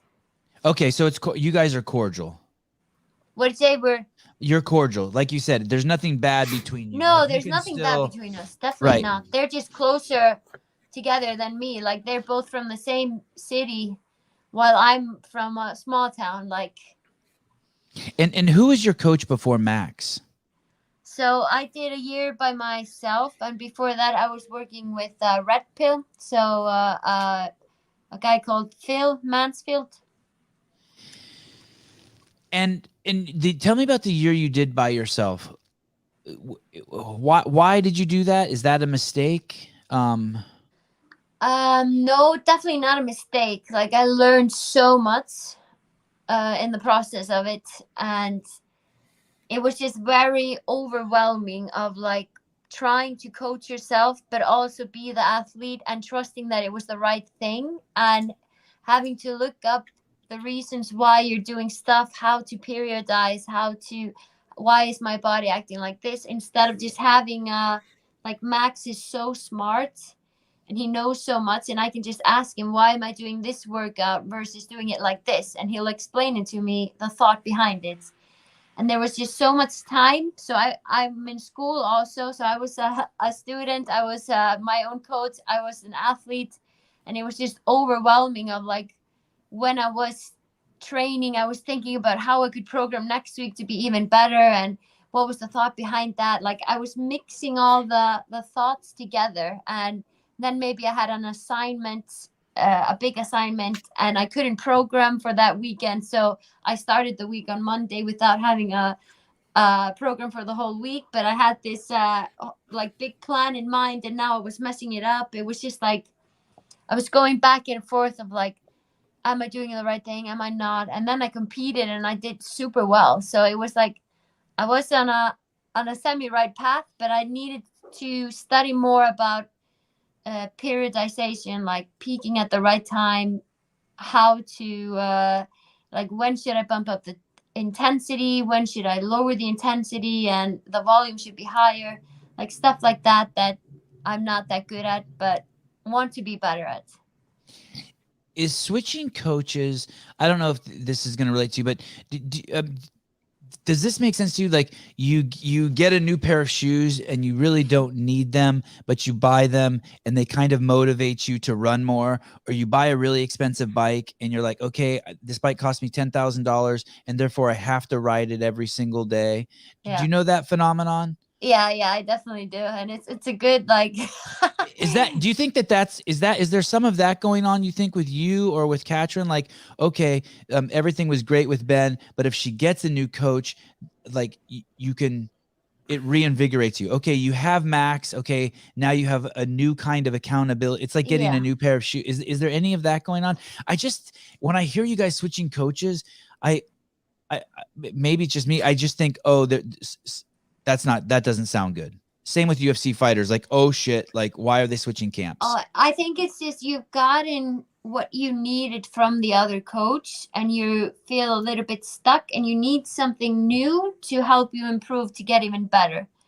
I mean, what I think about Ben and Katrin is like they spent 6 years together. I don't remember how 6 or 7, long. Yeah, 6 or 7 years. And it's like they had this recipe that worked for them, and maybe that recipe was just done. Like, it needed 5-spice mix or something like that. Like it just needed a little bit a change to get her motivated again. And like I think when you're doing the same thing for maybe 6 to 7 years, you're in the same group, you're in the same environment, and you're like, okay, I maybe have 3 years left, or I don't know how long Catherine is gonna be as an individual and what her thoughts are and everything. So like maybe she just wanted to get the most out of her athleticism by trying to change coaches and seeing if he sees something different in her than Ben did. Like I would say, like, and maybe even Ben did it. Maybe even Ben said, "Hey, it's time to go to a new coach." Yeah, I can remember exactly. Miko saying that to Yona, like, "Hey, dude, your time with me is done." Like, what? Yeah, exactly. When I heard that, I was like, "What? What do you mean?" Yeah. Well, you're kicking the boy. He's like, it's a nest, buddy. He's like, he's got to go. Yeah. But this is what James Fitzgerald was talking about. Is eventually the athlete has to have some autonomy, and the relationship can have run its course, and that doesn't have to be a bad thing. Yeah, exactly.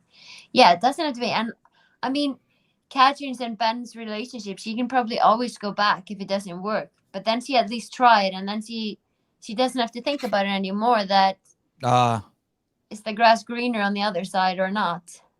Are you friends with your ex-boyfriend? I actually am, yes. You are, yeah. Yeah. And are your parents still married? Yes. Yeah. And are they still friends? My parents? Yeah. Barely, but they're still married. Yeah. Tell me about your dad. When I say your dad, anything, just when I mention his name, what do you think? He's my biggest role model in life. Like he told me, or like he got me into sports in the first place. Like he bought a gym membership for me when I didn't have any money and I wanted to lose weight.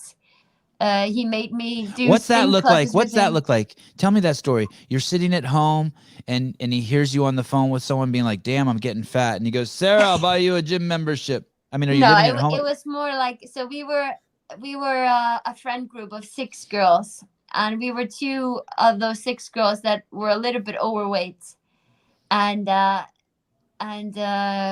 my friend asked, like, should we start the gym? And I was like, yeah, we should. And then we start, and we show up in the gym, but we just go into the locker rooms to take a nap because we couldn't be bothered of actually training. So it's the best photo. Yeah. So we just like Speaking of napping. I just started to look at the photos. I'm like, oh my dad. Yeah. So that's how it started, and then she met a guy and started being like girlfriend and didn't have time for me anymore. So I was like, shit, I actually need to train to lose weight so I can get a guy. And that's when I signed up for like a boot camp seminar, and I asked my dad, like, can you please loan me money for this so I can do this boot camp seminar?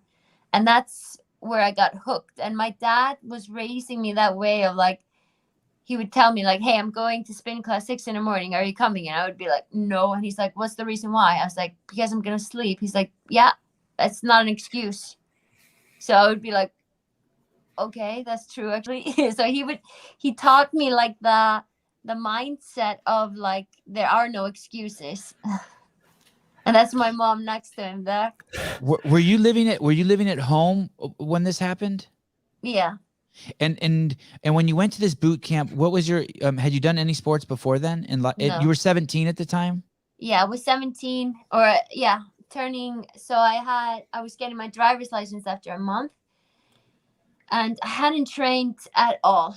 But I was always pretty athletic when I was younger, but I was strong, and I was ashamed of being strong because I don't know, like I was very competitive, and I didn't have any backup of being competitive because I wasn't an athlete. Like I didn't do any sports. So I was always a pretty good swimmer. I don't know why. Like I swam for maybe 1 to 2 years when I was younger, but competitively? No. So when I started competing, I like I was very very good at freestyle 100 meters, and this was like, so my cousin is actually a pro swimmer, one of the best swimmers in Iceland, and he would be in a competition. I was like, okay, I can compete if he can compete. And then I tried to compete, and I stopped after 75 meters because I was too tired, and I was like, this is not for me. Wow. I hate sports. I don't want to feel this bad ever again. Wow. So that's my. And then there sporting was acid background. bath at Dubai. Yeah, then there was acid bath in Dubai. Carmen actually threw up over herself in the acid bath. Do you remember My that? God, I don't remember. I just She was remember on the there's bike, and very then she few just, like, workouts that bah. I've seen. There's very few workouts I've seen where every athlete looked that destroyed after it. What does this Yeah. mean? So hot right now? Like it's hot where you're at, or Sarah's so hot right now, or like why I right think now? you're so hot right now, Sevan. Well, I it's possible. Wearing this Yeah. fancy jacket. It's true. Oh, so just So- one thing, Sevan. Sarah, I had a chance to meet your parents at Strength in Depth one year. Yeah. They were, of course, right there, front row, your lane course. for the event. And I asked them if it was like how it felt, because I remember that year at Strength in Depth, like there was a huge support for you at that competition, and there usually is, but it was like audible and noticeable when they were cheering for you when they announced your name. And I asked them what that was like for have your daughter get that much support, and they said to me, they said, it doesn't matter if one person or 100,000 people are here, we'll always be there for her. Yeah, that's so true, and they always are. Like they're my biggest supporters and have always been. They try to come to every competition to cheer me on, and my mom has this so she has this tradition of when the countdown is like 10 seconds, and then it's like 3, 2, and after they say 10 seconds or stand by, my mom screams my name, because she's like, everybody stays quiet then, and that's when I know you need to hear me. And then I always smile when I hear her scream, because I wait to hear her scream after I hear the stand by. That's really cool, actually. Is it one of those things where when you're in a competition and you go on the floor, you know where they are? Yeah, I usually try to find them when I'm walking out, and I usually spot them right away because they have the Icelandic flag or something like that. Yes, they're very consistent with that. Yeah, they're very consistent with that, and they're just like, my whole family is just such, like, there's such a good support and very understanding with everything. What time do you go to bed? Like, if I go to bed, do you mean that? Oh, so you don't normally sleep? You just stay awake? Now, I've been working on my sleeping routine in this recovery. So usually I go to bed at 9:30. That is very rare though. Like it's my attempt each evening. But if I'm in bed before midnight, I'm happy. Do you do the whoopee or any of that stuff? Like, do you have like something, like you don't wear something that like tells you, okay, you need to sleep, or this is your like number for the No. day, or whatever that stuff is? I think that I would just get crazy if I would get that. So like if I would get so much data, I would rely so much on it. Do you do any Instagram? Like, do you ever go into your DMs on Instagram? I actually do sometimes. Yeah, I get it just- very interesting messages. Is it just chaos in there?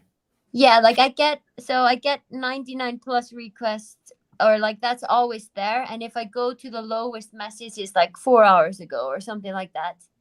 So it's constantly new messages coming in.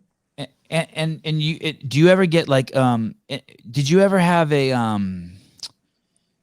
you probably gain and lose more followers than I have in a day, but I'm at this point, and I'm super shadow banned, right? Like if I post something, I have 93,000 followers. If I post something, like 6 hours later, it'll only have like 42 views. I mean, like and if you try to follow me, it'll say, "Are you sure you want to follow this guy? He gives a lot of misinformation." I mean, they really fucking hate me. But that being said, my DMs, I'm in this obsessive compulsive state where I have to open them all. Yeah, I'm definitely not there. Yeah, so at some point you had to You had to let that go. Were you ever like, can you go back to when you were just a little girl, Sarah? Imagine when you only had 100,000 followers. Were you ever at the point where I got to open all these, and at some point you're like, what the? I mean, because it takes me hours. Yeah. Like, so when I started CrossFit, and like I said before, I wasn't big on social media. Like before I became a CrossFitter, like my first post about a bag was fantastic. Right. And so I didn't think too much about it. And then I competed at the CrossFit Games. And after I competed at the CrossFit Games, I think I got 300,000 followers. So Okay. there, I don't know if you remember, but there was a guy that his name is Snorri also, and he's a photographer, and he was following me and BK 2015. Okay. Don't know if you remember. And he had like super blonde hair, and he came sometimes to invitationals and stuff like that. But he's so he was actually looking at the data for me, and he was like, Sarah, did you know that you got these many followers after Friday? And did you know you got this? And I was just like, what does this even mean? Like, I was so lost in it. So it's always been just like, it just happened like this, and I lost control completely. But like when I started competing 2014, Facebook was like the biggest thing then, I think. And I accepted all the friend requests that I got. And my Facebook is just ruined because I have so many people that I don't know, and nobody can add me anymore. And so I stopped using Facebook like probably 2 to 3 years ago. Yeah, I kind of was in the same boat you were in. I didn't do Facebook, and the only reason why I think I do Facebook now is because I think this is being streamed live on Facebook, Twitter, and Twitch. Yeah. But then when Instagram came, I thought it was something for photographers. I thought it was like, oh, you take pictures and you post them here. And you post them, yeah. Yeah, and that's pretty cool. Yeah. But I just can't imagine. Yeah, you said it. It kind of gets ruined for you. It's a double-edged sword.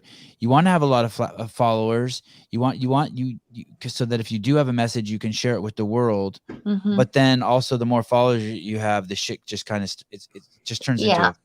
What's the best thing to do is like, so I have my email email connected to the Instagram, so people can send me email if it's something important. And I've gotten some good emails. Maybe you shouldn't have said that. Maybe you shouldn't have said that. Yeah. It's all good. Cut that part. Yeah. Beep. But I guess that requires, so what you're saying is that requires another level of effort. You can't just be some drunk dude at night being like, damn, Sarah, you're hot. Here's my phone number. You got to actually be like, fucking like go to your Gmail and be like, Sarah, you are very attractive. Yeah, something thoughtful. Yeah. And this guy Snorri is your manager? Yes. Isn't that like what'd you say, Brian? Well, she was talking about Snorri, a photographer. That was a different person. Snorri is her manager now. There's another Snorri that's my manager. 2 Snorris in my life. Yeah, isn't like just like that's an omen not to have that dude as your manager, Snorri? Like Snorri means like he's sleeping, right? Like that's like one of the 7 dwarfs. No, Snorri. Like Snorri in Swedish actually means thick. Oh, okay, good. All right, good. Oh, then okay, good. Okay, I had it all. But Snorri in Icelandic is like, he's like one of the legends of when, yeah. Oh, so it's a good name in Iceland. Yeah, Snorri Sturluson. Snorri Sturluson. Google that. Sturluson. Susie, you're on that one. That's like one of the legends in Iceland, or was. And how did you get have you been with this guy forever? No, so I started working with him 2017. And he just calls you and he's like, hey, I'm Icelandic, you're Icelandic. I can help you organize your shit so that like you can make more money and not have to and train. Is that the guy? So he was like, your agent has his own wiki page? Oh, this is the legend. This is the legend, yeah. If you want to see her manager is Snorri Baron. Yeah. And he's the man. He's an awesome dude. He is the man. He's also a legend. And so he becomes your manager, and then this company Fat Grips. So then they're like, hey, we want Sarah to use Fat Grips, and then he negotiates a deal. He says, okay, we need her to do worth this, and what are you gonna offer? Sarah will do 12 pull-ups a month on your Fat Grips, and you pay her this, and that's how it works. It's like that simple. And now you don't have to you don't have to worry about it. I mean, it's a little bit more complicated than that. Like he called me and So I was a manager at CrossFit soon as my old gym, and a guy that I trained there actually connected us, and he's like, you need to talk to this guy because he has this good idea. And I was like, okay. So I went to see Snorri, and Snorri was like, have you ever thought about what your image is going to represent? Like you're only thinking about your athletic career now, as you should, but have you ever thought about what you're representing out there, what impact you can have, and how you can optimize your platform to the good? And he like opened all these new windows for me that I didn't even think about before. And so we just like, damn, everyone needs a Snorri. I need a Snorri. Exactly. This is what I say daily. Everybody needs a Snorri in their life. And Snorri is so much more than a manager. I mean, he's been my almost psychologist now in this injury. Like I called him straight after I got the news that it was torn, and I talked to him right away, and he never puts this pressure on me that I have to perform to get cast to get it, so he gets his percentage or something like that. Like it's so we work so well together. So he also works with BK. There he is. Oh, I might follow this. I'm checking right now to see if I follow this guy. Can you go back to his name? Snooza, and Snorri. I'm gonna change his name to Snooza. I guess I think I do. I do follow him. I follow this guy. Oh, there you. Okay, good. Snorri. Yeah. Oh, you turned me on to this guy, Brian. Yeah, because he's awesome. Yeah. Yeah, he is.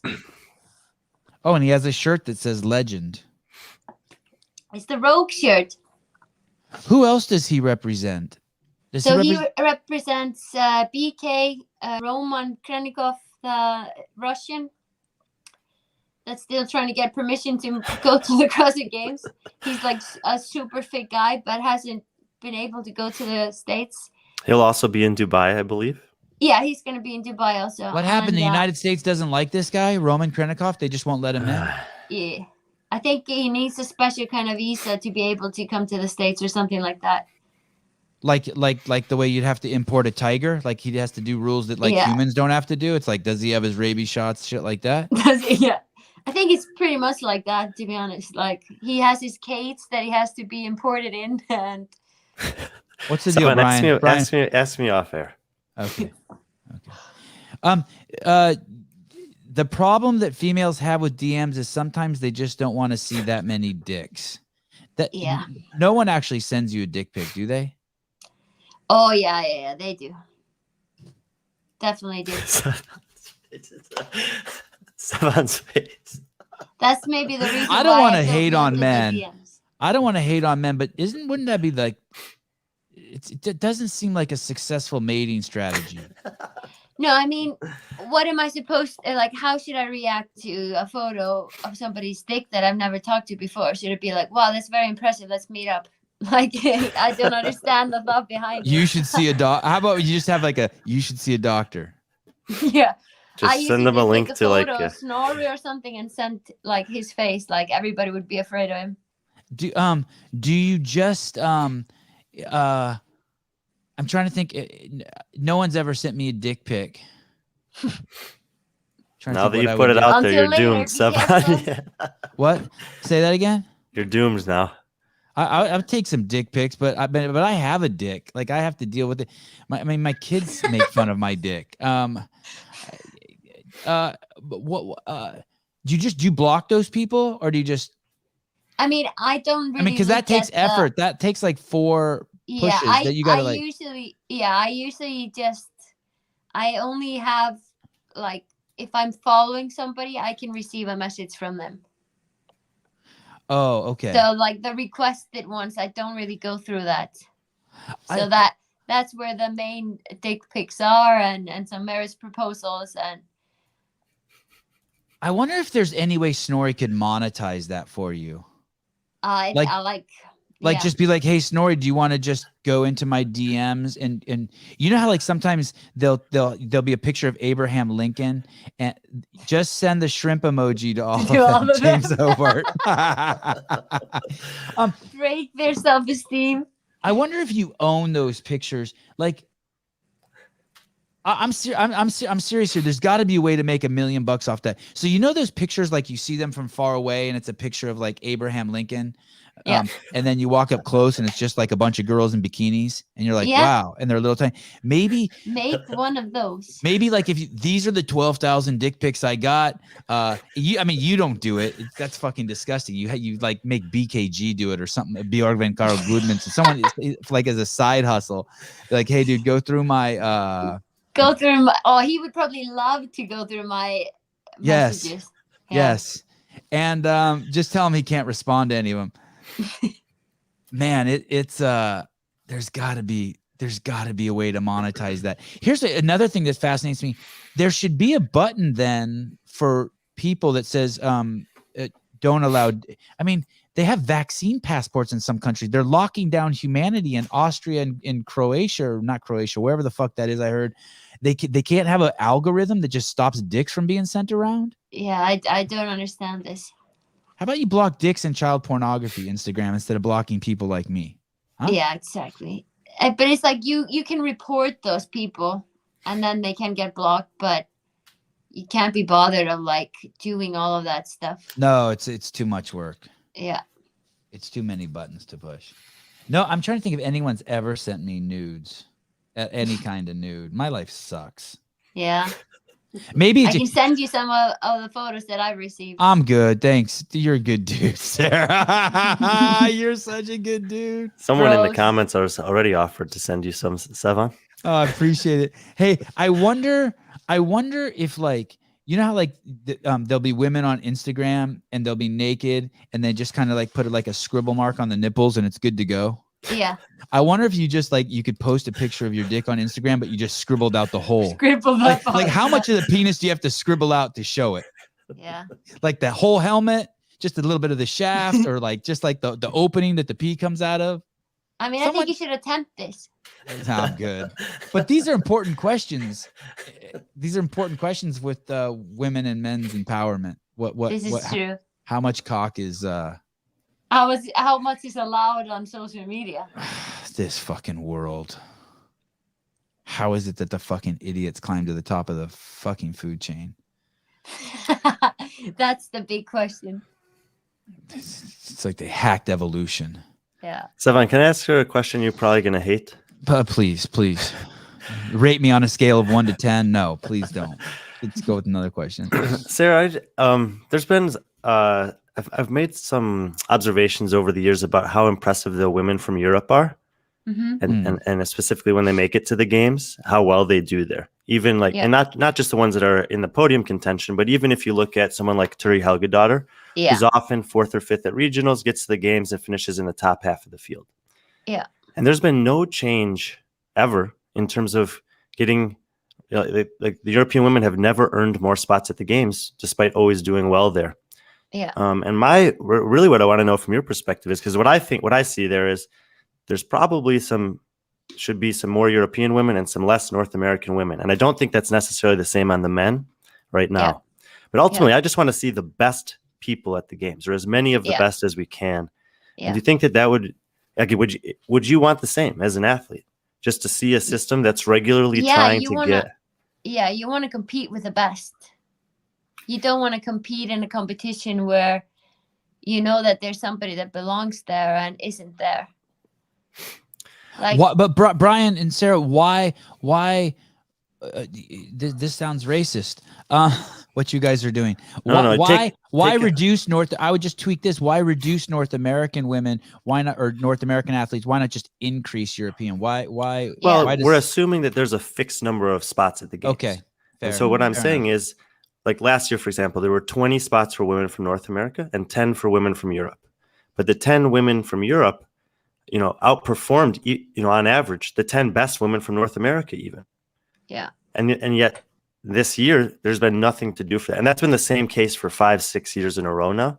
Yeah. And they're basing it, on open registration, I think that's, I mean, different conversation. I just think that, what I wanted to hear from Sarah is what she said is like, it doesn't matter where they're from. We just want to hopefully have the best field that we can to compete. Yeah. I mean, that's she doesn't the want dream. equity. She wants equality. True. She wants equality. I think the game should be like that too. Unfortunately, I do like the fact of just bringing people in from everywhere, but really those should be the fucking most fierce lions on game day, on the field in Madison. Should just be the fucking people who just work the fucking hardest. And that's who we want to see. I love how, Go ahead. Sorry.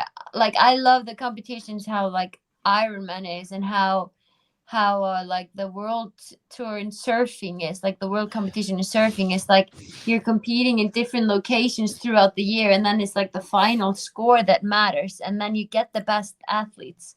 Like how Formula 1 is also, like the points matter in the end versus it's just 4 days. And are you a big Formula 1 fan like BKG is? I'm a big Formula fan. Like I'm going the 12th of December. I'm very excited.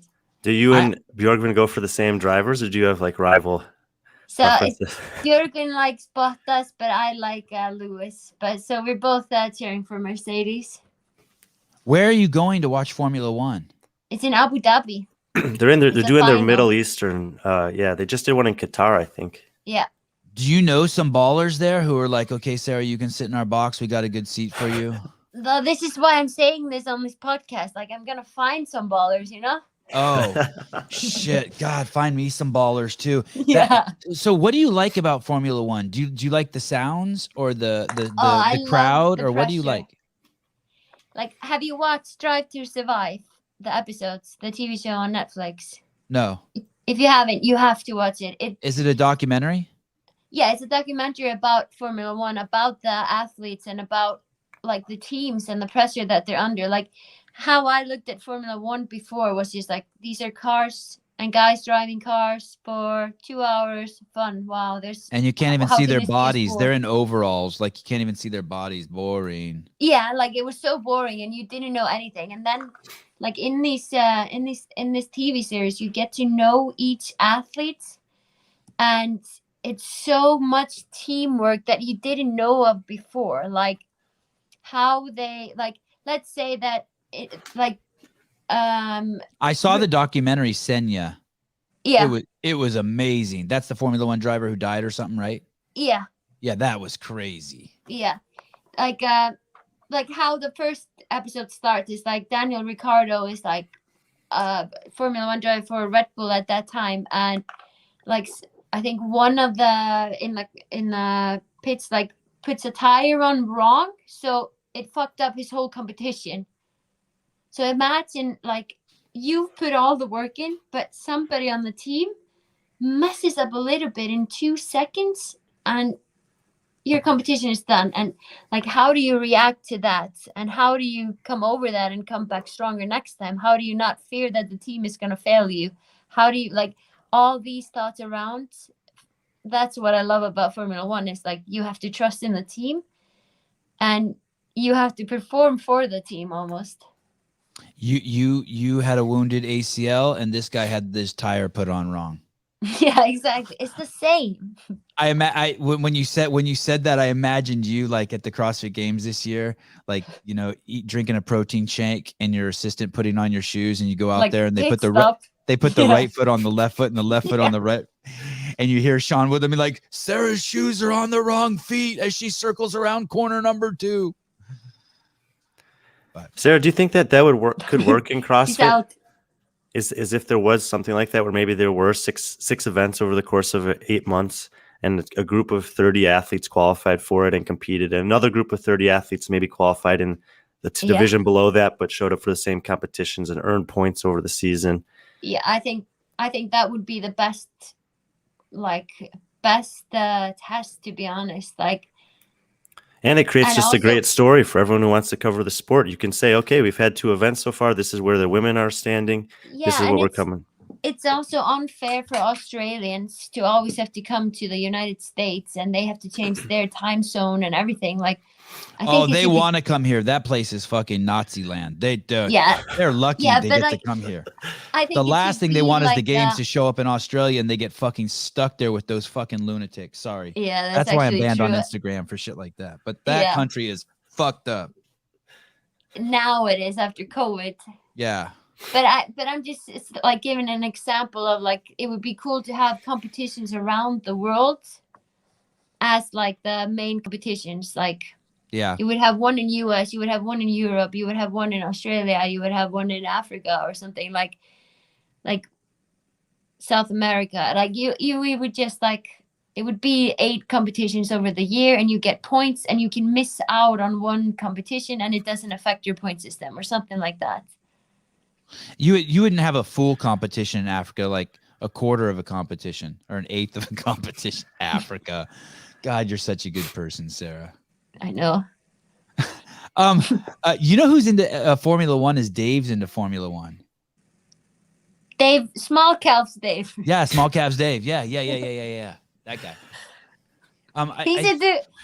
Oh, I'll send him a photo when I'm watching the race. Then Yeah. and send him a photo of my calves. Do you have? Oh, that would be awesome. Do you have Dave's phone number in your phone?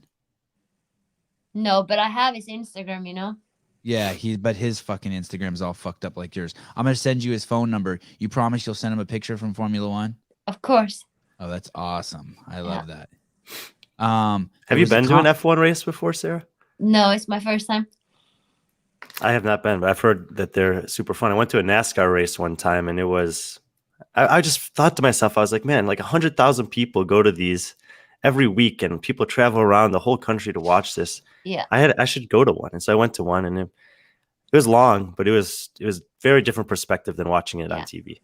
Yeah, like I watch it every weekend, or like every weekend when it is on, but it's like, I think being there in a good crowd is going to be so much fun.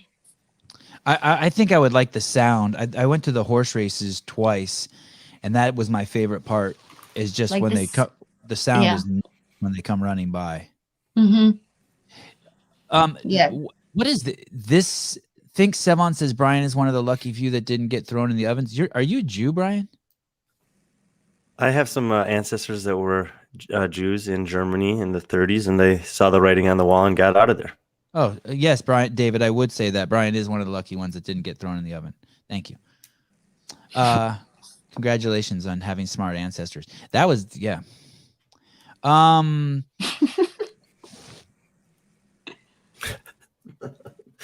was the most random question we've gotten tonight. Oh, come on. We were talking about how to get penises on Instagram. This show is Okay. We have these. You're coming back, and I'm assuming you want the goal isn't. I mean, the goal isn't to compete at the CrossFit Games. It's to win the CrossFit Games. I mean, my goal is to just be able to be an athlete again now. Like. Okay. Like my comeback won't be in Dubai or the next competition I'll compete in. Like my biggest dream is to have a good comeback at the CrossFit Games, and if it's gonna be this year or next year, like I don't know how long I'll be able, or like how long it takes to get fit again. But I'm on the right road. But there's still a lot of holes that need to be fixed. You won the Open 3 times. Yeah. So when I worked at CrossFit Inc., and I still have this belief today, I thought that winning the Open should be as much prize money as the CrossFit Games. Agree. I think that the Open is an argument that, and some people don't agree with this, but I think the Open is an argument that you're the fittest human being alive.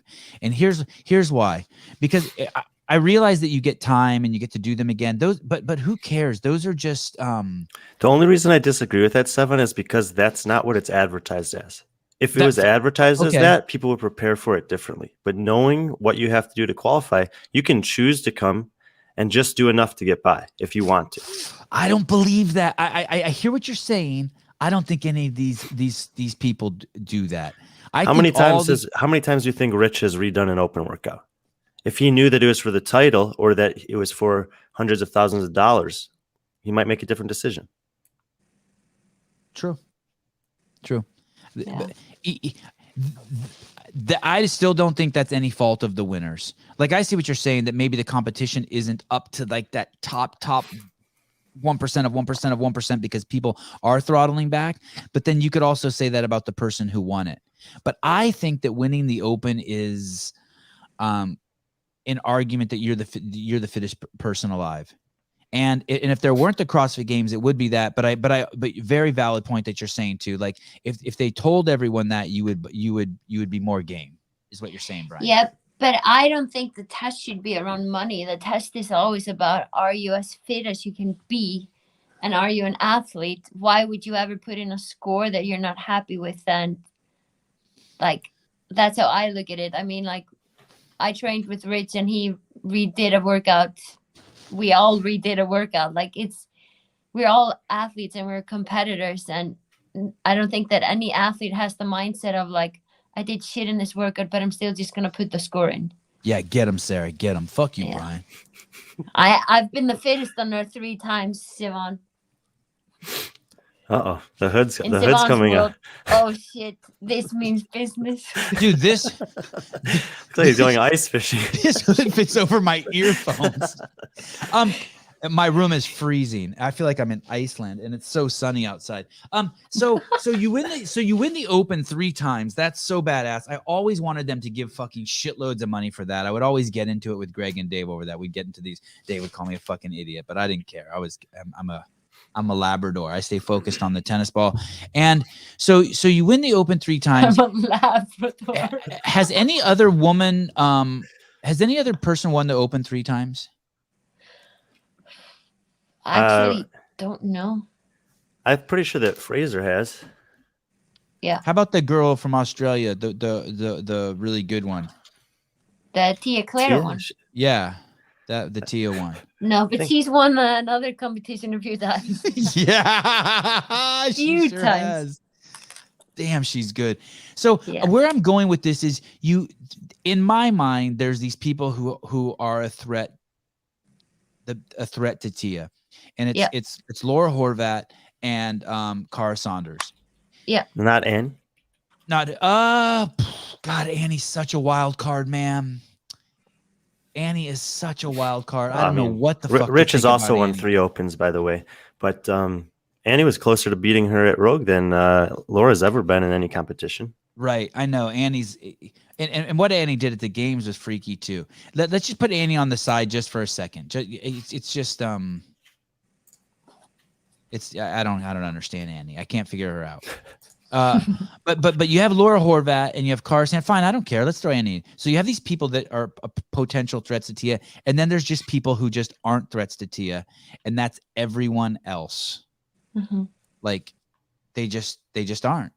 Mm-hmm. They're just like, Tia's just like off over on Pluto, and the rest of these people are fucking stuck on Earth. And Laura and Cara and Annie have shown that, like, hey, we can fly out of our galaxy and get close to her. You are a huge unknown, but you could be in that group. Yeah. Because you have shown stuff that has when Sara and Tia competed against each other, did Sara beat her in workouts, Brian? Yeah, we were very close to each other at Waterpalooza 2020, and also can't remember how Rogue went, but I was second there. Cara was third. I think it was more of a battle of me and Cara getting the second place. How about at the games though? Not after 2017. I would say that. Like, that seems like forever ago. It feels like forever. Like 2018 for me, I broke the rib. 2019, I didn't make the cut. And then 2020 was the online competition. So I still have it left in the tank, I think. I agree with that. I agree with that too. When you broke your rib, it's this top one up here you broke? No, so I broke my first rib 2017, recovered from that, and then I broke my 9th rib 9 months later. And where is your first rib? Is that from the bottom or the top? First rib is here. Oh. And 9th rib is almost, yeah. And how did you break your first rib, and how did you break your 9th rib? What was the movement that you were doing? first rib was overtraining, and it wasn't actually in a movement. It just like it had been broken for about 2 to 3 months, but I only felt it in my shoulder, so we didn't even expect it was the first rib. And then the 9th rib broke in a warm-up in deadlifts because I had like a thick leather belt, and we had CrossFit Total, and I was just doing a warm-up set and broke it. When you watch your deadlift from the CrossFit Don't Total, talk about the deadlift. does that bring pain to you? We brought Yeah, up but the dick problem- pics. We brought up trans athletes. She's game. And then you're like, you bring up a deadlift. She's like, no, don't bring that up. Yeah, don't bring it up. No. Okay, try deadlifting with a broken rib. You will never experience so much pain in your life. Actually, that's good for people to hear you say that, because if they ever watch that, if you watch that back, I mean, it looks painful, and obviously it was so painful. Like, so What's the this video? happened- Sorry, refresh me. What's the video we're talking about? We're not gonna watch the video because I will cry of shame. So let me explain this to you guys. So I was in the warm-up before we went out for CrossFit Total, and there was only about 75 kilos on the bar, and I was so pissed because I messed up the first workout, or like the bike workout. So I put the belt extra tight, and I used this belt one time in my life, but everybody was recommending like a thick leather belt because it gives you more kilos. And I was like, yeah, I need all the weight today because I fucked up the first workout. And I put it on, and then I go down, and I just hear the click, and I was like, oh fuck, I broke my rib. Like, you just knew it. Like, I just knew it, and I was like, if I loosen up the belt, I'm gonna feel more pain, so I'm not gonna loosen up the belt. So I had the belt so tight for about 20 minutes. Oh my God. And then I went on the competition floor and was squatting, and it was like, squatting wasn't the worst, but strict press, you can see it that I couldn't use my right. I was using my left the whole time. And then the deadlifts, like, I went for a heavy load in the first attempt, and I was just like, this is going to be painful. You just have to accept the pain because you haven't come this far to give up now. Oh. But this is like, then we had to row a marathon in the evening, and that's the biggest pain that I've ever experienced in my life. You did that with the broken rib too? Yes. And the 30 muscle ups. No, I couldn't do. Oh yeah, the 30 muscle ups. Yeah, but I think the muscle ups were before the CrossFit Total. They might have been, yeah. Yeah, I can't remember the order, but I just remember rowing the marathon, and yeah. When I was in college, I was playing frisbee, and it was a rainy night, and we were playing in a parking lot, and someone threw a frisbee, and I was running full speed, and I didn't care, and I dove on concrete to catch it. And you know those parking blocks? Oh God. You know those parking blocks that are on the ground? They're cement parking blocks. I landed over one of those and broke my rib. And I didn't know I broke my rib. Did you catch the frisbee? I did catch the frisbee. I did. Worth it. But when I broke my rib, all of a sudden I couldn't breathe. Yeah, that's the problem. You can't breathe deeply, and your heart rate is so high. Oh yeah. And I went into a sheer panic. Like, I thought, oh fuck, I'm gonna die here. Like, so my friends flipped me over, and I was like, oh, like I'm never gonna breathe again. Hobart had another great comment, by the way, Sevan. I'm ignoring. What was the comment? I'm afraid at any moment he's gonna pop in the show. Jesus Christ. Did you? So when you're out there competing and your rib breaks, does it knock the wind out of you? It was like I was trying to hide it from my coach because, I mean, I had just come from a rib injury, and I was like, okay, it's not gonna get worse. Like, you just have a broken rib. Like, that was my mindset. I was like, I can push through pain. The adrenaline will help me. I'm gonna try to hide it. And then we had the power clean and jerk ladder. Yeah, that was the next day, I think. No, we had the obstacle course, and I had to put the weighted vest on me, and that was the most painful. That was the next Battleground, most painful. yeah. Did you ever feel like you were gonna throw up because the pain was so bad? Yeah, many times. And my heart rate was like 180 without even moving. Like, just having the weighted vest on, my body was in such a defense mode. But it was like, yeah, it was insane how I could focus when the clock went on. It was like, yeah. 3, 2, 1, go, and the pain would go away for a little bit, and then the second Yeah, you're done, it would come and then back. I would finish the workout and I would be in so much pain again, and I would be like stuck with my hand up. And yeah, it was a rough time, and I had to stop before the bar muscle up workout because I couldn't jump up to the bar anymore. It's I do not actually understand amazing. these people. Sorry, Brian. This guy, Camacho gives $10 to the show. And I'm thinking, I wonder what happened, why he gave $10. Then he writes this, $10 for the broken rib story. How about 25 for the dick pic story? Yeah, the broken rib story Fuckers. is much better, you know? I mean, thank you, Gerardo. You're ready to have kids, Sarah. Between the throwing up from menstrual cramps and the broken rib on the floor, like, this is all warm up. This is all warm up for the future actually- for my 5 kids. It's Yes. amazing how many more events you did after that year. Yeah, like I look back at it now and I'm like, okay, I'm so embarrassed to say this out loud that I competed with a broken rib and everything, but it's I just think like, it's cool. like it's just the competitiveness that's in me of just like I wanted to fight and I didn't want to give up. I finally came from the other broken rib where I didn't know where I was standing, and I was just like, I didn't want to give up if I could actually do the stuff. But Did you do you talk to Brooke Wells after this year's games by any chance? I didn't know. I just sent her a message because of her elbow. Like I've not spoken at all to her. Yeah. But just that, to reach out to her and because you've been there before, doing well, prepared for competition, and Yeah, it's such a heartbreak. And we were actually texting the other day, or when she posted the story about her elbow, like like how rehab is going and everything. And yeah, I mean, this is just the part of being an athlete. I think like some people get more serious injuries and some don't, and you can't control it, but you can make the best out of it. yeah, and it's just like you guys are a tight knit group. There's not that many of you that are that good that are in that situation. So it's cool to be able to offer some support to her. Yeah, of course. Sarah competed with the broken rib while you guys are dropping out of road because of allergies.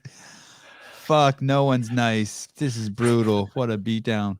What was interesting to me is when you said when you picked it up, your rib broke, and you said it was because of the belt. But after I broke my rib, I mean, it really hurt. I went to the doctor. There's like nothing we can do. It just has to heal itself. Yeah. And then I don't know if it was a month later or 3 weeks later, I had these 2 20-pound dumbbells. And I picked up the 20-pound dumbbell, and my rib fucking broke, and I heard it snap, and it was so fucking painful again. I was like, "Are you kidding me?"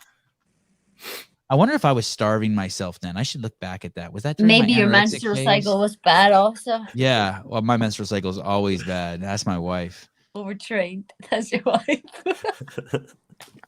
Sevan is borrowing that vest from a sweet Mexican lady he met getting his nails done. Dude, Sean, look at your fucking picture. Don't talk shit to me. Look at your fucking picture, dude. 20 burpees for you. I think he said that was he was trying to draw you when he made that. Yeah. It did kind of look like me, like if me and you had a kid, Brian. How are you doing? Do you have to pee or anything? No, I'm good. You're good. Okay.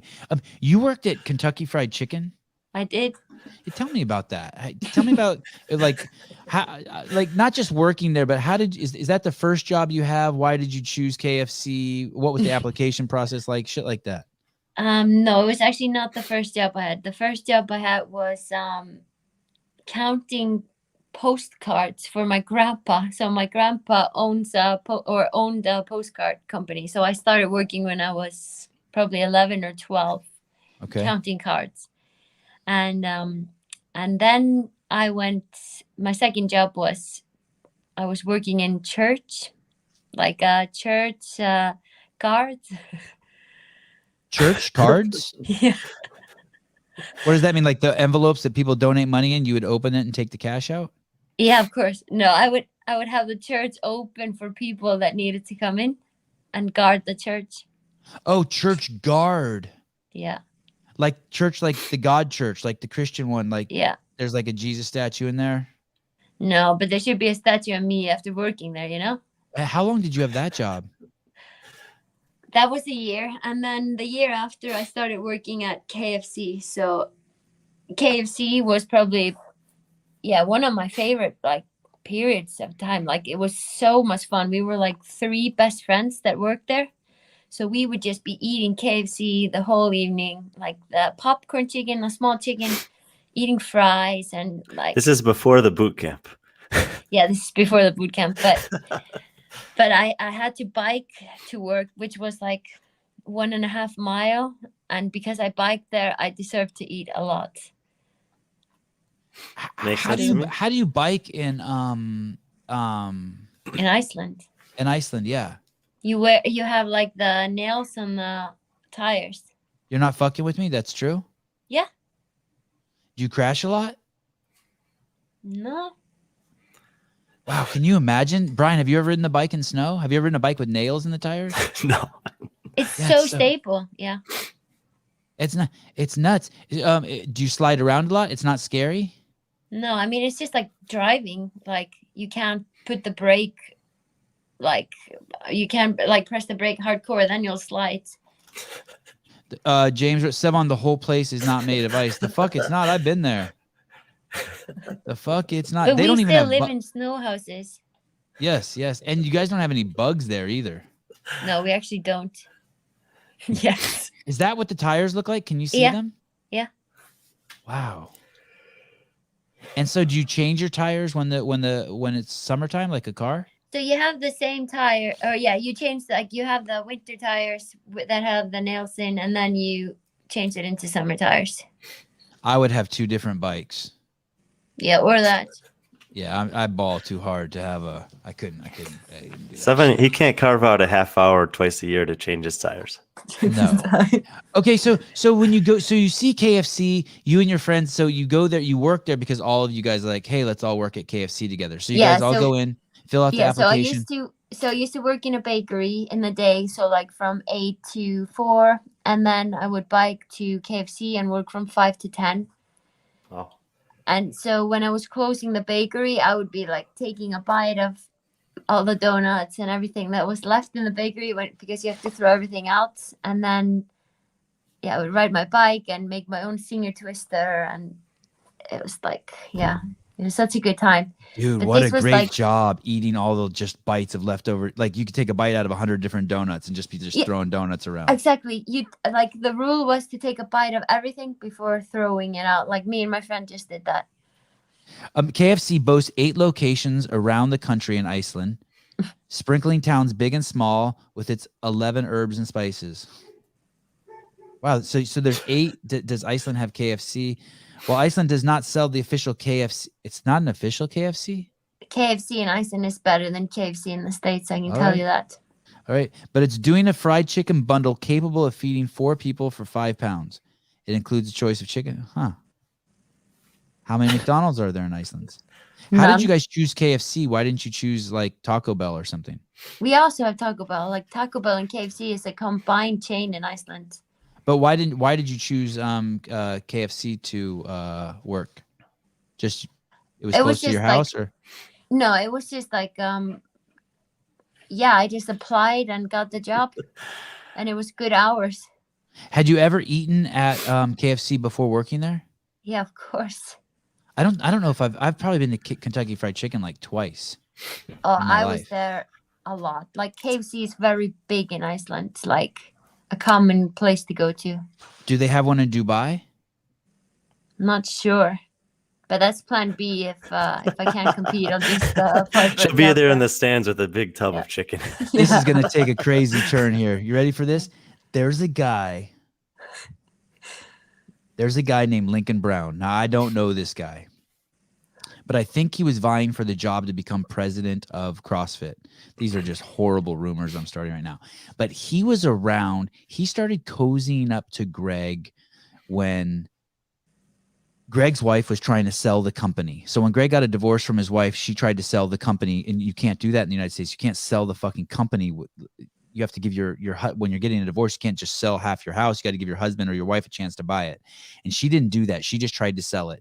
And so this guy, Lincoln Brown, started cozying up to Greg at the time. And and was basically trying to become Greg's friend. And Greg was impressed by him.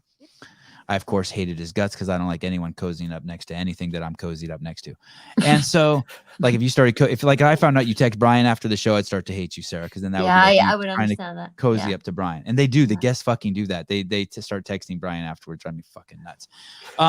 And so this guy, this guy, then I don't know what happens. He kind of vanishes off the scene. Oh, so then when Greg's getting canceled this most recent time, he's like, he kind of jumped ship a little bit from the rumors I'm hearing. He was actually trying to get Greg to then sell the company and was trying to like pull strings from the back to get control of the company. And I think he was maybe even using Julie Fouché to do that. He may even be dating. I think him and Julie Fouché are dating. Man, I'm going to get in a lot of trouble for this. No, Anyway, she's married. No. That dude, She's not married. Man, Sarah's just off in fucking Formula One land with ballers. Yeah. She's so behind the CrossFit gossip. Oof. No, Julie, something happened there. Like either she likes girls or that guy's gay or he was cheating or something bad. Something happened there. I don't want to say bad. Or Lincoln Brown did what he always does and cozies up next to someone who's taken. Yeah, maybe Lincoln Brown banged her and he got something like there's a great story there. There's a fucking amazing story there as long as it's not your life. Yeah. But it would make a great movie.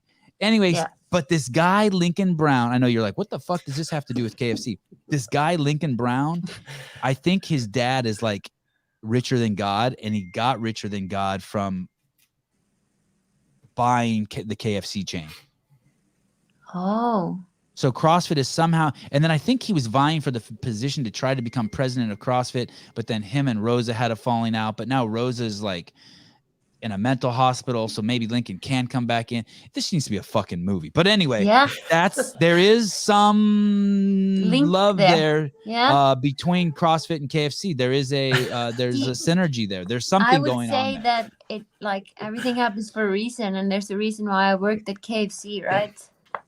You guys are like, yes, of course. Everyone who's listening to the show is like, oh my, like everyone's already glued to their screen. Oh my God, he has Sarah Sigmundsdóttir on. Snorri's contacting KFC right now.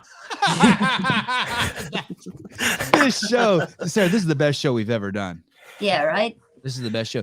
You for the most superficial reasons, because you're the prettiest person we've ever had on the show, and for deep reasons and entertaining reasons.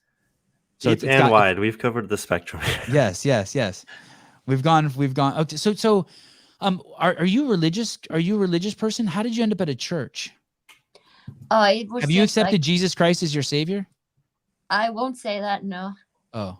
I'm not very religious, to be honest. I'm spiritual. You should. If someone offers, you should. Why not hedge your bets? I've accepted him as my savior just in case. I mean, yeah, I might think like that, but nah. No. You would feel like it's. Go ahead. What did you say? You would think it would be insincere, and you wouldn't want to do it. Yeah, I think so. I think I need to stand to what I like. You have to be authentic, right? You have to be exactly how you are. Can't fake something. I was in London, and this guy came up to me and basically said, "Hey, will you accept Jesus Christ as your savior?" I said, "Sure." And then he said, "Repeat after me," and I did the whole thing. And then like 10 years later, I was somewhere and someone asked me again, Sevan, will you accept Jesus Christ as your savior? And I did the whole thing again. And then my sister's like, I thought you already accepted Jesus as your savior. I go, I did. And she goes, well, why did you do it again? I go, fucking, why not? Double down on that shit. Yeah, exactly. But the third time's the charm. Well, someone hooked me up. I think Jason Hopper is going to do it for me the next time. I think he thinks I did it wrong. Yeah, maybe I should try it also. So you're not religious, but you worked in a church. Yeah, I was just a guard in the church almost. Like I was just young, 15 years old, and it was a shitty job that didn't pay well, and they just found this girl in the town and let me be the guard. Did you have a gun? No, but I did have a proper Icelandic sweater made out of lamb hair, like woven. What's it called? I think it's called woven shirt or like woven sweater. Woolen.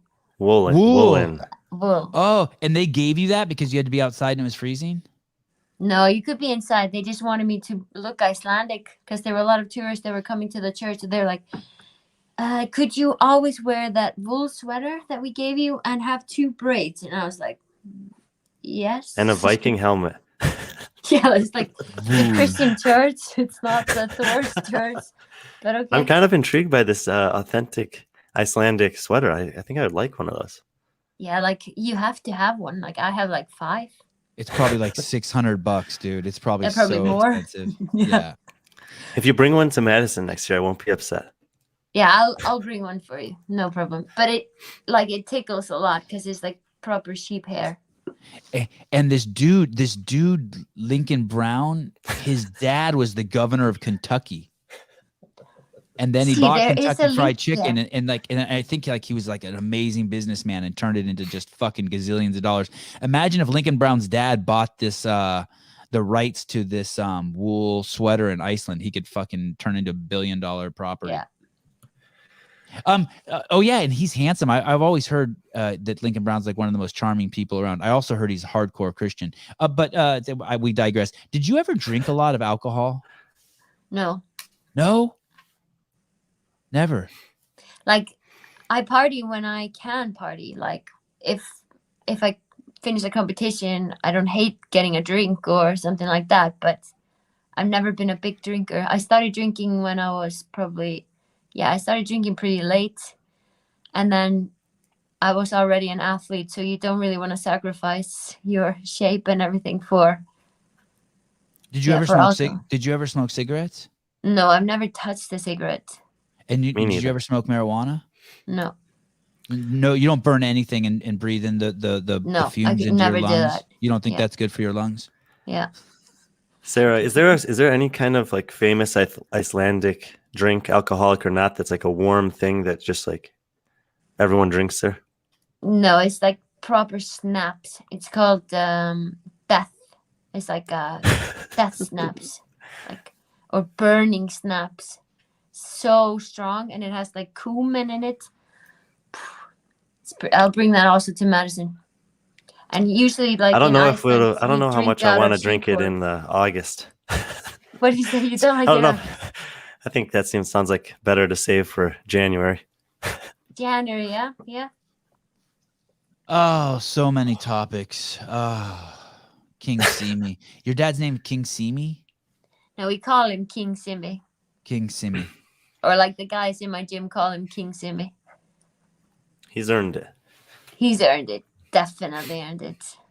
This is the last question I have for you. I mean, I have more questions for you, but we're at 2.5 hours. Those boys on the Great Britain bobsledding team. Yes. Did you date any of those boys? No, I did not. No. I met them for the first time. Did they try to date you? No. Who did you like the most of them? Who were you expecting me to date? The one you were standing closest to in the photo. I was sitting in the photo, right? Maybe leaning against something. Oh, thank you, Souza. You're the bomb. Oh no, can you go to her Instagram? Okay, fine. I'm on her Instagram right now too. Let me see. Oh no. Oh yeah, you are. No, there was another picture, not that picture. Then maybe I saw it on a website somewhere. There was a picture where it's just 3 of them.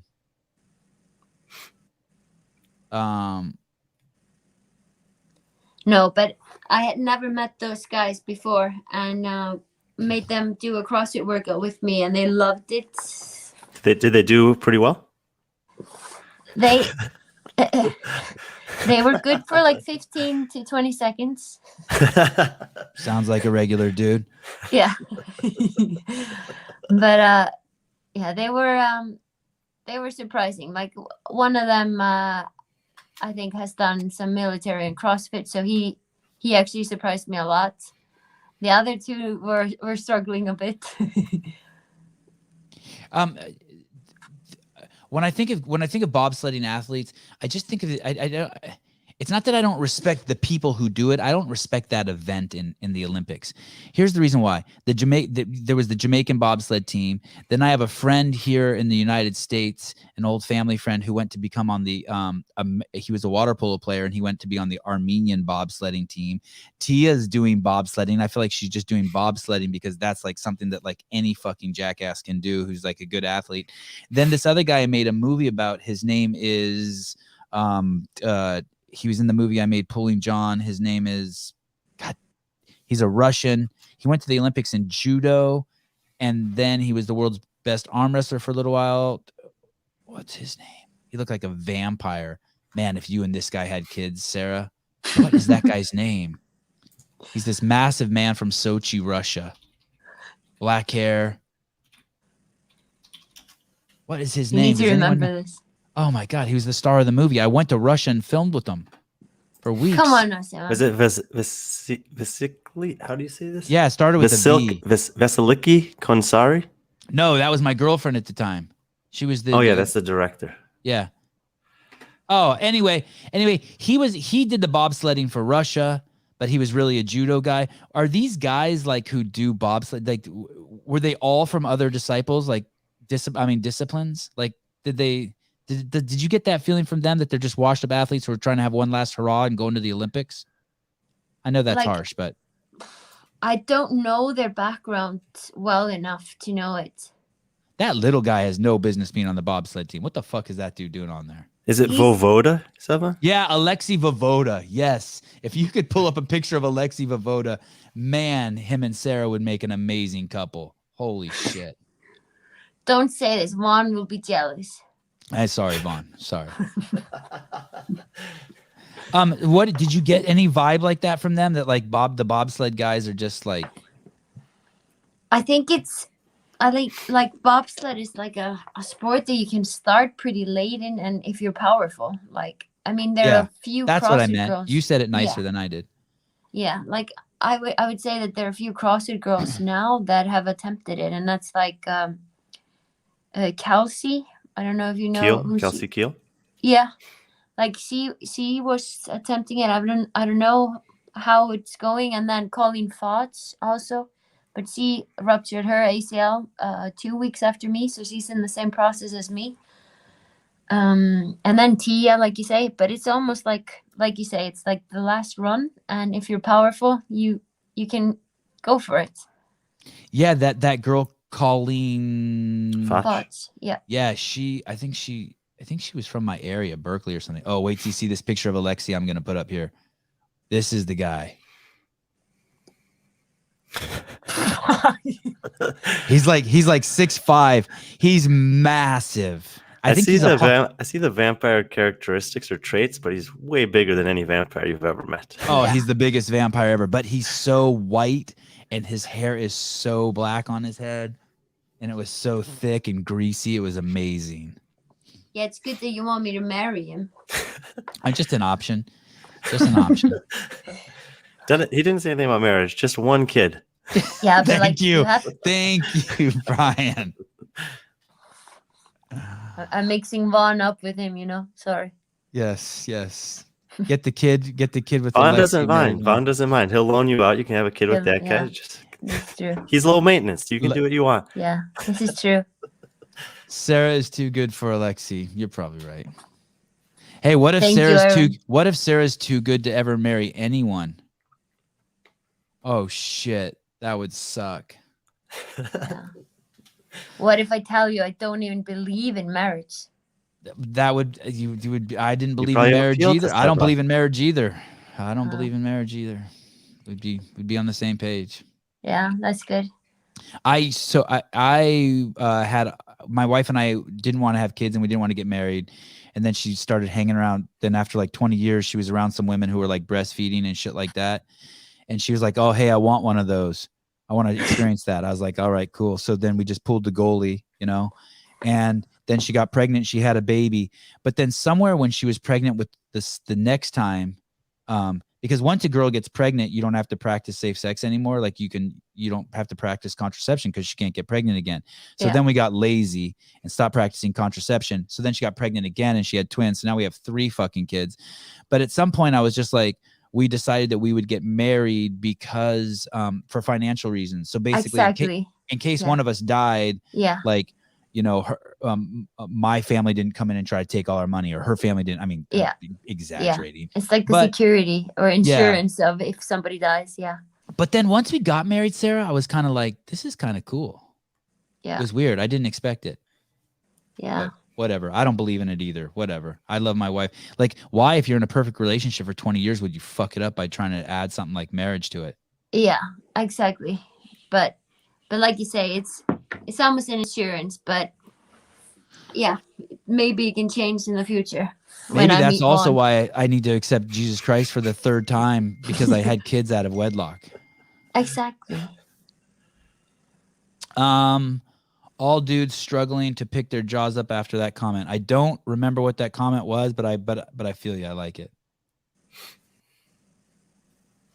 Sarah's an honest woman. No marriage, no kids. I think she's going to end up having kids. Yeah, I'm going to have kids. 100%. All right. Sarah, thank you. 2 hours and 39 minutes of your time. That is awesome. We are lucky. Yeah. It was a very good 2 hours and 39 minutes.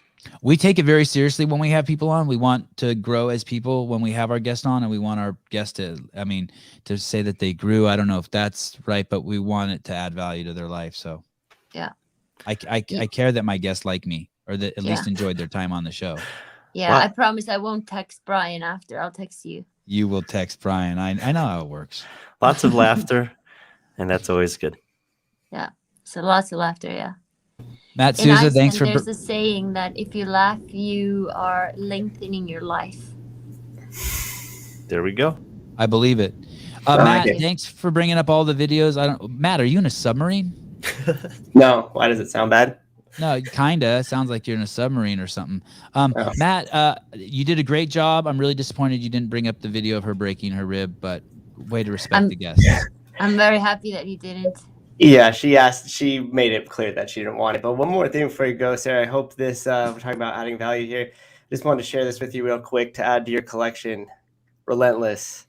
If you know who Michael Jordan is, this was his trainer. And he wrote this book, Relentless, Good to Great, Unstoppable. And I think you would enjoy that in your repertoire. Oh, yes. I've watched like the Michael Jordan series like 5 times probably. So you'll really like that book. Then Tim Grover was his personal trainer throughout his career. Yeah. On it. Thank you. You're very welcome. Thank you for coming on.